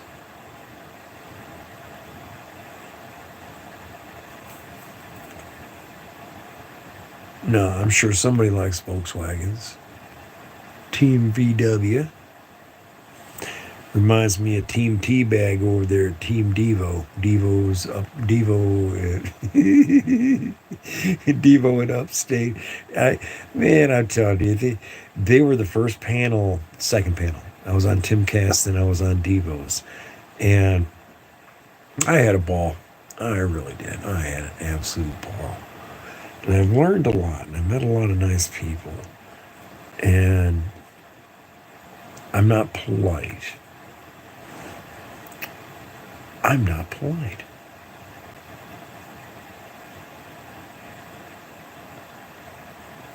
That's right. Keep your dick beaters off my tools. They got more than one. Oh yeah, my God, these are really cool. It's got a Hot Wheels one here. Man. Team tested. Hot Wheels. That shit's copyright. That shit's copyright. How'd they get that in there? I'll keep it. I'll take it. Pre-show get down. Yeah. These are gonna sell quick. I sell so many stupid things. If I'd have known people were so gullible, man. When I was out there, there's a art place out there in Holland. Oh my God, I met some of the most incredible people. And Gremlin House. I don't know if anybody's ever heard of Gremlin House. It's on like 36th Street, turns into Cottonwood. They're on Cottonwood, 7200 block. They're a yellow building on the left side, south side of the street. They have events there also in Jenison, Michigan. Who would have thunk it? Ass backwards of Jenison. And another F5. I'm glad I got them F5s. That one. FY1, that was a good one. But F5, that was this one. F5. I was delighted with that. That has some really nice ones in it. Damn it, there's more money. More money. Christ, I keep finding money. But then on the other hand, realize I paid 97 cents for this 50 pack of quarters. I sell them usually like, a quarter piece, 5 for $1. So they're 2 cents a piece. The stickers cost me 2 cents a piece. And so when I sell them for about a quarter, I guess I'm making a little bit of a profit. Okay. And so people wonder, Boring Bob, why you sell all that stuff? Why is she selling motorhomes? Why aren't you selling expensive things? Because I can take $100 and turn it into $1,000. Time after time after time. Recycling. My God, guys. recycling industry of cannabis. Now you think about it. If you're a consumer, which the vast majority of humans are consumers, as is the same story for we all consume.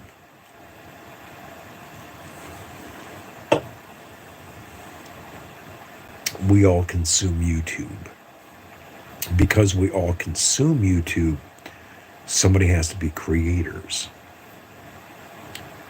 If you choose to be a creative force on YouTube, and you have to make sure you're not playing music or any copyrighted nonsense in the background. If it can be copyright striked, they're going to find out. They're going to copyright strike you. You never want to do anything that is going to get copyright striked, because 3 strikes, you're out. They kill your channel, and you can never get another one. Because they want it to be a verified channel. Last time I had a monster, I drove 18 hours to Texas, only stopping for gas. And imagine driving a semi-tractor trailer, and you are going to Fort Worth or Dallas, but you're not going to either Fort Worth or Dallas. You're going to Irvine, okay? And you pull out of Grand Rapids, and you got to take your ass right now. You better be on your way to Irvine, and you're not stopping for fuel, okay?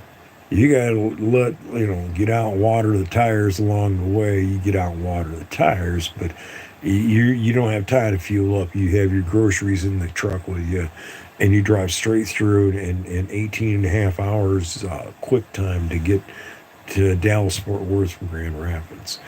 But driving there and I used to drive, I had this Ford L9000, Louisville 9000 truck.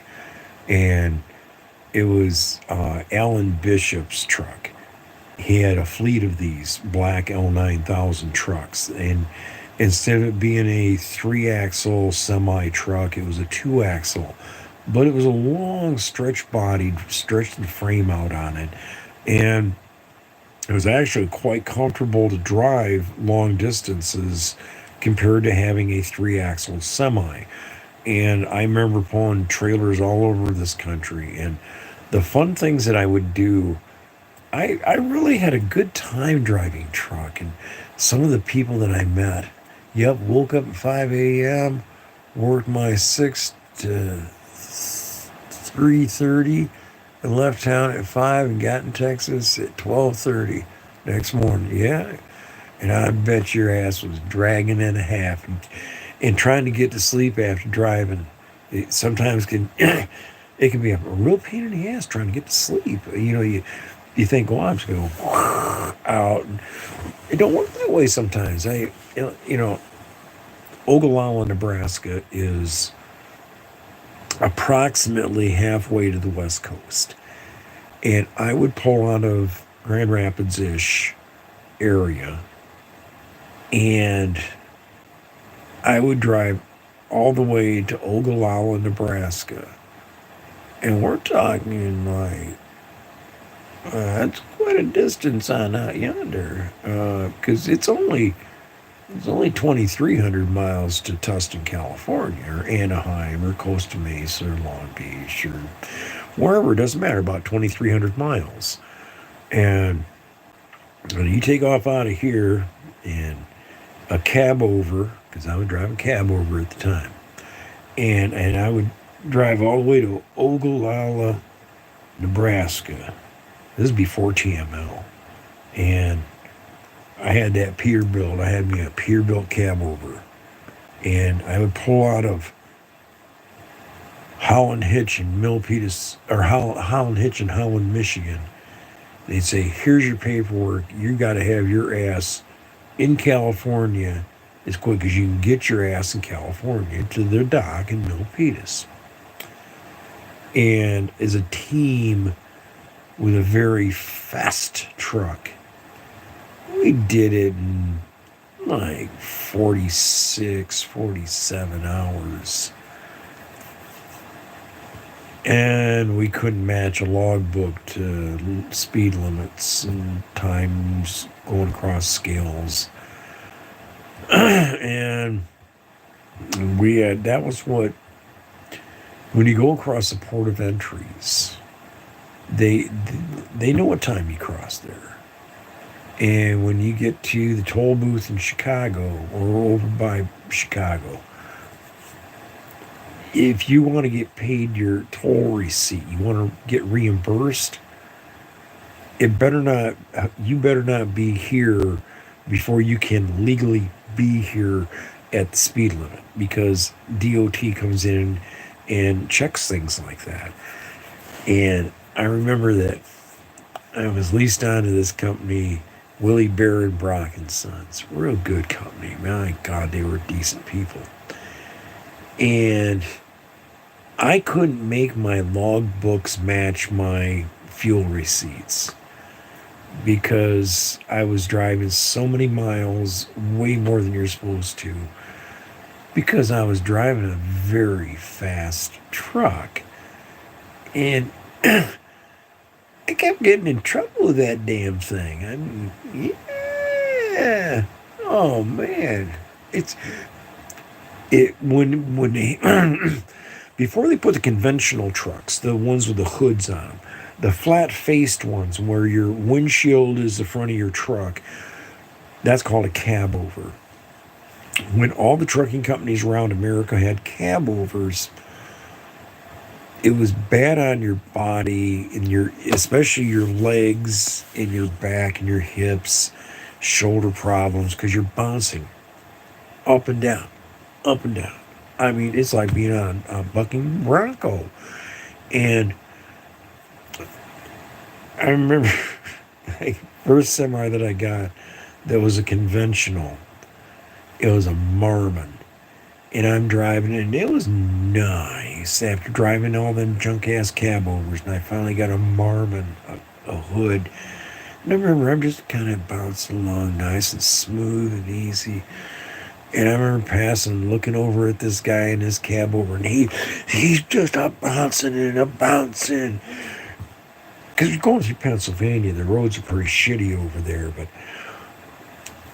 the conventional vehicle, as opposed to the cab over, it saved lives because the impact of your engine being out in front of you, as opposed to you being the first thing that makes the impact, it saved a lot of lives. They didn't get good mileage. 5 miles a gallon, maybe 6 miles a gallon was normal in a cab over. The Marmon got 6.5. The first Peterbilt I had, we got up to 7.1 miles a gallon. The people nowadays, I remember hearing saying 8 miles a gallon, 9 miles a gallon.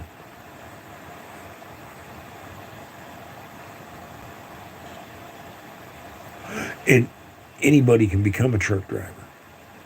Okay? The over-the-road life experience, I met guys that had been doctors, lawyers, mechanics, pizza makers,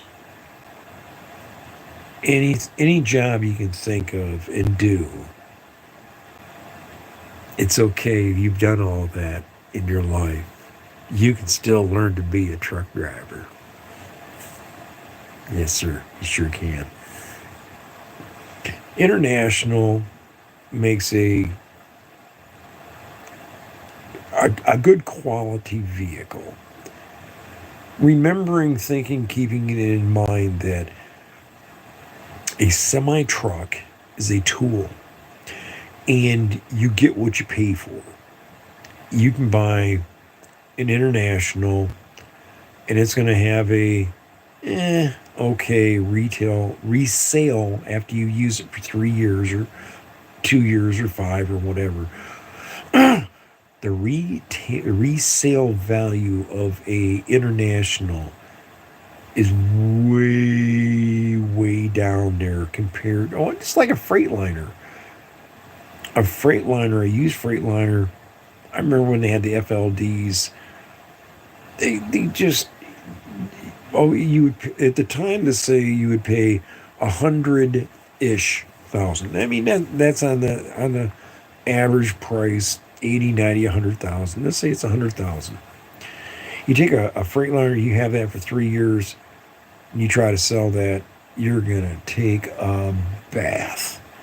That thing ain't gonna get you half what you paid for it. Okay, uh, Internationals, the money is just. I've used International for tree trucks, yeah, the High Rangers, chip trucks. Oh, yeah, I've driven every brand of truck out there. Volvos are, they're cute. Now they got automatics and all kinds of. Everybody thinks they got to have an automatic unless they want a real truck. You'll see most of the guys that are driving Peterbilts with 650 cats or 600 cat, or even little tiny little miniature 4.25 cat. They're gonna have a standard transmission, like every time. Every time you see a Western Star, you see a Peterbilt, about 100% of the time has a 13 speed, maybe 15, 18 speed, might have a 2-speed rear end.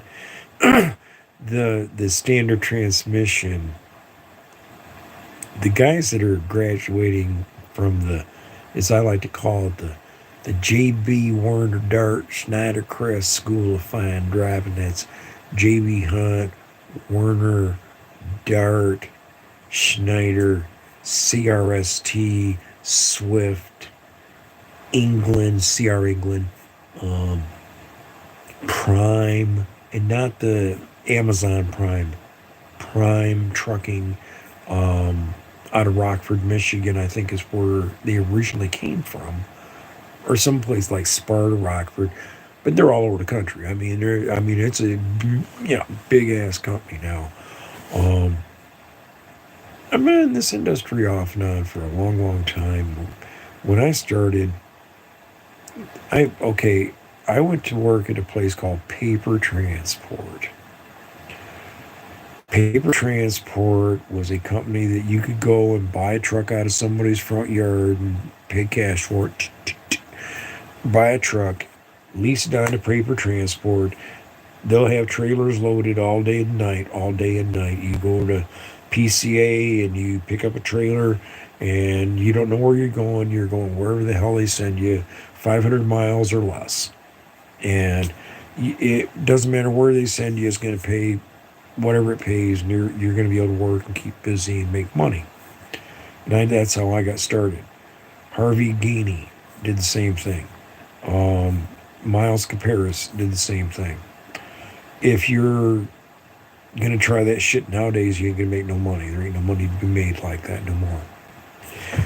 Everybody's got more trucks than they know what to do with, more trailers than they know what to do with, and nobody's ass wants to sit in that seat and drive a truck nowadays. Guys are making 100-ish by themselves, one driver, one truck, solo in a truck, $100,000 a year.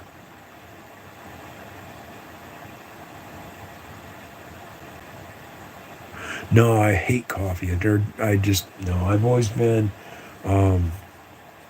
these, since they came out, before them were Jolt. I used to drink Jolt. Before Jolt, it was Coke, Mountain Dew. I've always been a soft drinker. I've never liked coffee or tea. Now, in the last several years, I've started to like brisk watermelon, iced tea, strawberry melon. Oh, I like that. I played golf in all look you guys on this. I have played golf in all 50 United States. My putter and me have played putting the ball around. I call that golf. And I played that in all 50 states. Canada, Mexico, Australia, Norway, Sweden. I've been around a little bit. Just a little bit. Just a little bit. I'm telling you, driving a truck is not as hard as you think. That if you can drive a lawn tractor successfully and not run over anybody's feet or drive over the fence, you might have to run over the bushes a couple of times, but you can. Anybody can learn to drive a truck. I would recommend that you buy one. You know, get your pocket right, buy one. Drive truck for whoever you have to drive truck for. I mean, if you have to go to the Eaton Road Ranger is the school. If you're going to go to a truck driving school, Eaton, Eaton, Eaton Road Ranger is the truck driving school to go to. If you're in Grand Rapids and you want to go to a school locally, there's several alternatives. Out of that, I would say actually backing in a 53 footer is actually super easy compared to backing in a 28 footer. I pulled pups for TML with that the Ford L9000. I was all over the country with 2 trailers and a converter in between them. And it's not as hard as you think. It's like a nice vehicle. You learn how to drive it. The trailers just go anywhere you want. But backing them up, once you know the basic concept of how it's done, it ain't nothing. It's like throwing a basketball through a doorway. It's that easy. Some people make it a little pretty difficult, though. I've seen some really interesting things out there. Under the wheelbase, much easier. Not even close to true. That's exactly opposite of true. If you have a short wheelbase, okay, if you got a 160-inch wheelbase, it's super easy to spot a trailer. It's called, when you back a trailer up to the dock, that's called spotting. Or if you throw it up there in the parking lot between trailers, in a row, that's called spotting a trailer. If you spot a trailer, the concept of knowing how to do it, if you're pulling a 53 footer with the axles all the way to the rear, that's super easy. Okay, when there's no ass end movement, okay, if you can eliminate this, say this is your trailer, okay, and the axles are back here. If they're at the very end of the trailer, that means your ass end is turning where you put the truck to turn it from. If you have a lot of overhang, let's say your axles are at the farthest forward position they can be, then you're going to have a lot of sway. Like when you go around a corner, you got to make sure your ass ain't swinging out, dragging a car out of the next lane over from you. And I've seen that happen a few times, especially like Brooklyn, Bronx, Queens, Manhattan, Astoria, Newport, Long Island, on up into Massachusetts, and other points north on up into where nobody take anything more than a 28-foot vehicle up through there. And people are taking 53-foot trailers up on bicycle paths in Maine because there is no infrastructure up there. And oh my God, yeah, they do. They take down street lights, they take down power poles, they take down trees, they rip the tops of their trailers off. My God, I worked for Ron over at Transport Repair. and I would go pick up trailers from, and this is when in Grand Rapids at Division and 28th Street, there's a railroad crossing right there to the north of that, and it was only 13.2. What the are they thinking? Putting a 13.2 in standard issue. All semi trucks are 13.6. I mean, no exception. If it's a 53 footer, a 48 footer, a 27 footer, every one of them are 13.6 tall. There are no exceptions, unless there's a specialized carrier hauling specialized trailers, special permits. They have to follow a path. It's you take this route, no other routes, and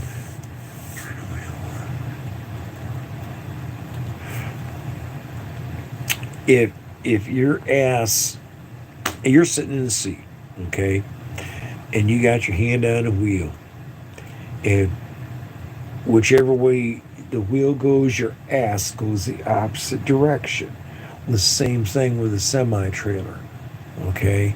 Whatever way, like if you want the ass into your trailer to go to the right, bring your steer to the left. Yeah, that's how I learned. But then again, I learned how to back a boat in with a little pickup truck a bunch of times, and I caught right on how to do that. Okay, and I applied that when I went to pulling them 53 footers. I was out of Mountaintop. That was the name of the company I was leased on. I leased my truck on with a place called Mountaintop. Me and a partner of mine had a truck, a nice one, and me and Terry had that beautiful Kenworth. It had the Aerodyne windows on the front of it, and it was like our second truck. And oh my God, we took them 50. We were Mountaintop at the terminal, Mountaintop, Pennsylvania, and I'd never pulled a 53 before. And man, they were all 96-inch wide. They weren't the 102s. They were 96 inches wide. And I was hauling foam rubber. They had a door company, and we'd go to pick up styrofoam. That's what I say, not foam rubber, styrofoam. And I remember I would back up to the dock. They would load it on plastic, and we'd go 250 miles, and we'd have to grab onto the plastic and walk it off onto their dock, and then we'd turn around, go back and get another load, do the same thing every day, every day, every day. Paid real good, real good, real good. And I had to call in every morning. And I remember I was, because they didn't have cell phones. We only had dial phones. And they were coming out with a push button on their, like, it wasn't quite rotary phones, but it was antique. And I remember I called in my company, and instead of them saying Mountaintop Transportation, they said Direct Transit. How may I help you? And I said, I don't know. What the hell's Direct Transit? They said, well, we're a trucking company. Who are you trying to call? I said, Mountaintop Transportation, people I got my truck leased on with. Oh, well, we bought that company yesterday, and now you're working for us. I said, oh, okay, where would you like your trailer? And they're like, well, who am I talking to? And I told them. And they're like, well, you are contracted to do this back and forth for us for until the contract ends. I said, no, I don't work for desperate companies. I don't work for desperate transport like y'all. And I said, well, we'll match their bit. And they did it. And I talked to over with Terry, and we tried it for a minute, okay, and it weren't, but only 9 weeks later, I do that little morning call in. They said, Swift Transportation. I hung up. It was like, no, I know better. This ain't gonna happen. And I was in Gary, Indiana, because I was like a hop, skip, and a jump from the casino. And I had their trailer, and I took their trailer and I took it over to their terminal and dropped it off. And then I called them back and said, your paperwork and your trailer and everything's where, you know. They're like, what, you don't want to work for us? It's like, look, CRST is a training company. Oh yeah, we're associated with them. I know, and that's why I want nothing to do with you. Oh, and, you know, I'm an established truck driver. I don't want to drive something that's gonna get me in trouble. It's a good experience of learning to use your mirrors and your judgment of backing up. It is nothing wrong with learning to do it with a man. If you do it with a 12 footer, it's easier to do with a 12 footer than an 8 footer. Okay. Um, if you get the opportunity to work with a longer trailer, the longer the trailer is, the easier it is to work the logic of putting it into a spot. Um, and I found that one out for myself. I pulled 45 footers, 48 footers, and then I got to pull a 53 footer. And it pulled down the road, like going down the road, it was easier to keep between the lane, you know, the lines. It was easier to keep a 53 footer in line than it was a set of two trailers, pups, 56 feet of trailer space, or 54 foot legally. And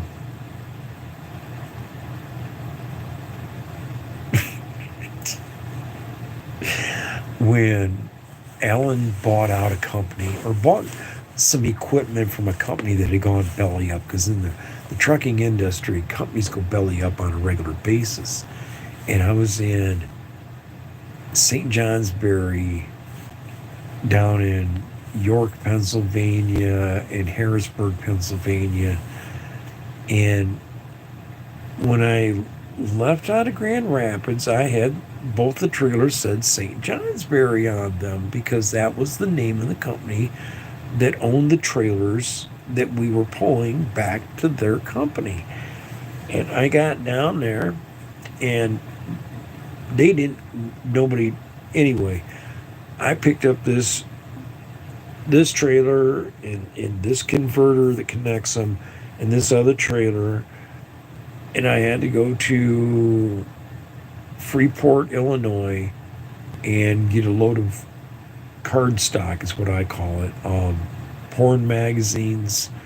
And so I backed up to the docks, and they put, this, two different trailers, two different docks, and I got loaded, and I got put it all together, and I got out to Utah. And I came out of Provo Canyon because I when you're going 80 across to get to 15, you can cut down through Provo Canyon. It's gorgeous, and it's a water accumulation, a watershed area. But it's just one of the kind of places that, as a truck driver, you go, hey, I can see Park City. I can go, and you take at Park City, you can go down Highway 84, and it'll take you over to 15, and it cuts a couple of miles off, but it's just gorgeous scenery. And I got caught coming out of there with my extended over-length vehicle, two trailer pups. They're legal everywhere.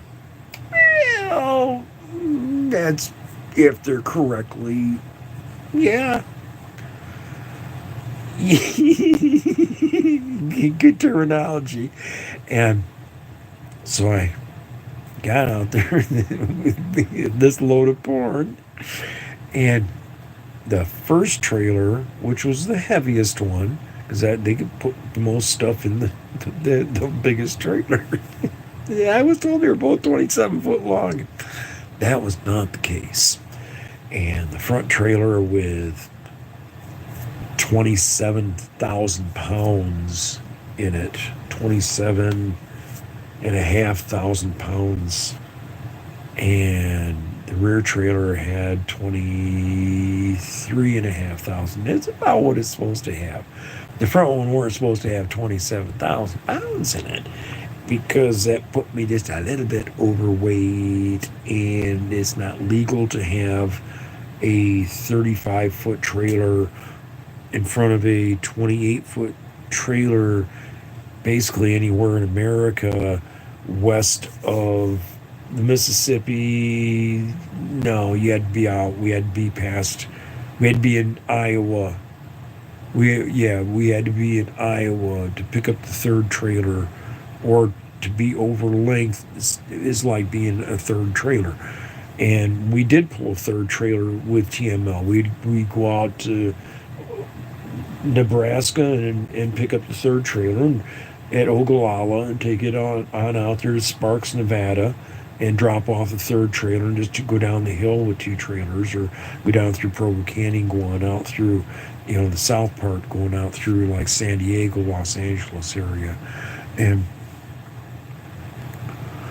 oh my God, I never got to haul any Amish stuff, but I had to pick up Indian stuff one time. That was an interesting pickup.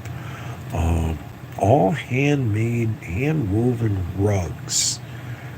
And the company that I was pulling their trailers around to make money off them, they sent me to this place, and when I got there, there was no place to park. I mean, literally, this is a little tiny company. And I flagged down one of the local Gestapos, the cops, and hey, where am I supposed to park for these people? And he's like, I've never seen a truck that big in this area. People don't come in this area with that kind of truck. And I got a Burmese dude stoned to the gills when he was about 2 weeks off the boat. Yeah. But I went to this place, this little hick town, and the guy said, well, we don't have a dock for you to back up to. Normally we have UPS comes here with a van and we put it in the van. And I said, well, we're not a van, we're a semi-truck. You can pick whichever trailer you want. If they didn't have 2,000 pounds worth of shit to put in the trailer. And so, yeah, and that was a 53-footer.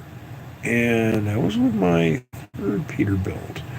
Oh my God, that was my gray, baby gray. That was my third Peterbilt. It had a Detroit diesel 60 series, it was a piece of shit. And 9 months later, it got traded in for a real Peterbilt. It had a 4-something cat, 460-ish size-wise, like 460, 450, 460, something like that. Could be turned up to like 700 horsepower, 680-something horsepower. I could go uphill faster than a lot of trucks could go downhill. I mean,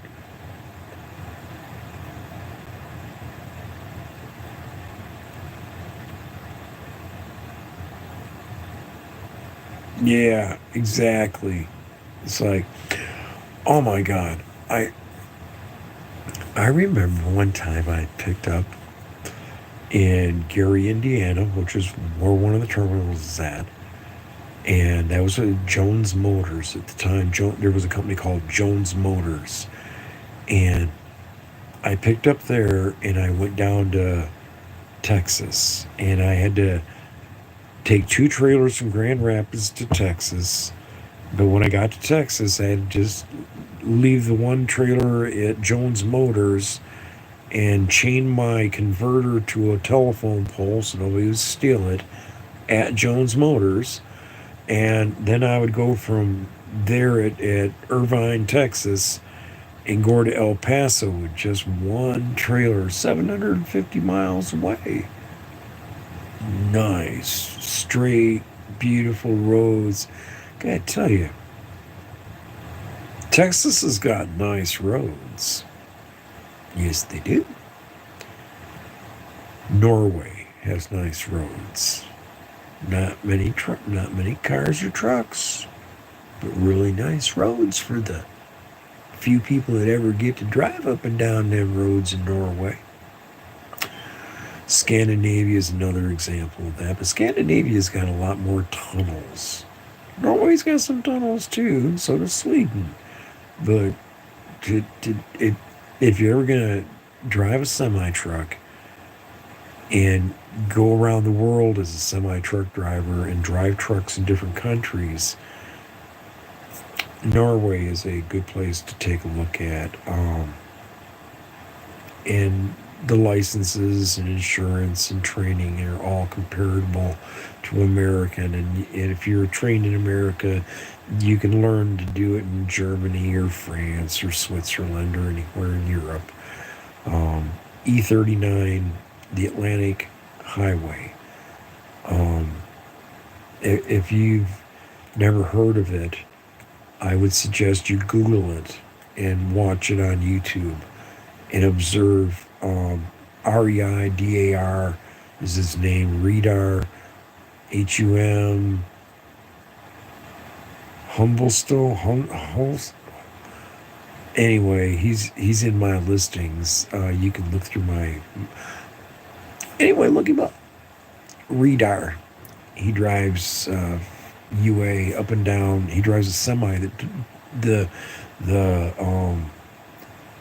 wings or the blades, the blades on a windmill, down them gigantic windmills.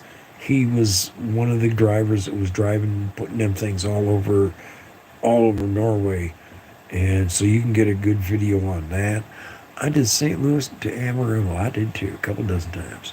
And yeah, Route 66 is not a trucking route. It's more of a scenic route because it's not a straight line. And a lot of it is diverted, and it's not like it used to be. You got to go up on the main roads here and there. And, if you're going to go out on a country bumpkin route, 50. Highway 6. You can take Highway 6 most of the way. That's pretty good. North and south, you got to try 41. Highway 23 runs most of America south, from Michigan south all the way down.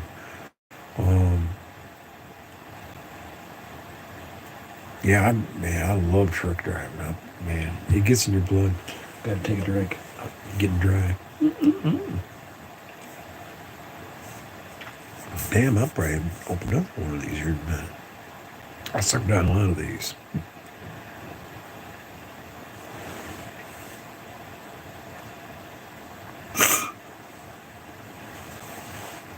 Now, why do you think I chase with this or drink this? Why do you think?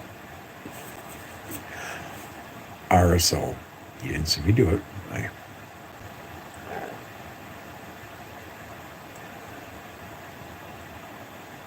The highway that really freaked me out was 84 north on up through Idaho. That was pretty cool. When I was delivering beer for a while, I was out west, at least on delivering beer in Colorado, out of Colorado into all over the western part of the country, and it is downright dangerous. Okay, and that was when cab overs were the only kind of trucks on a road. Well, I had a 45-foot trailer. I liked that.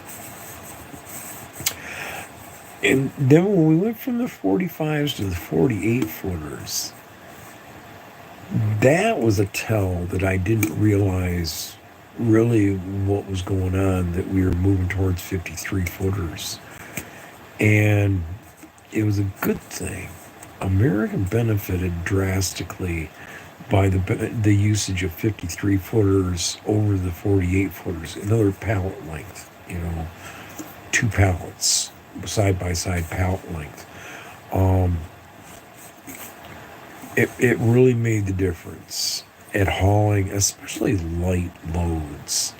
And I remember I'd pick up toilet paper loads and deliver them. They were a good paying thing until deregulation came and Schneider and JB Hunt and Warner and Dart. The JB Warner Dart Schneider Crest family of fucked up companies came along and ruined everything. And CRST is still a training company. They take people that have never driven a semi truck before, and they put them they put them through the classroom, they put them through the parking lot training and local, road driving until they're sure they can drive, and they put them out with a trainer, and they live in a truck, and they learn how to drive correctly. They learn how to spot trailers at docks and how to load and unload correctly, how to secure loads. And 20 years later, they figure out, no, I should have been driving a flatbed and learned how to secure loads, made money. If you're going to drive a truck, and here's the real deal: if you're going to drive a truck, you want to give up on smoking weed.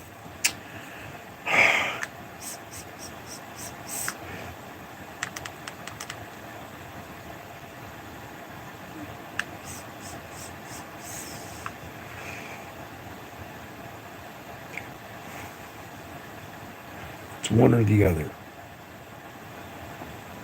It's either weed or drive a truck. Weed or fly an airplane.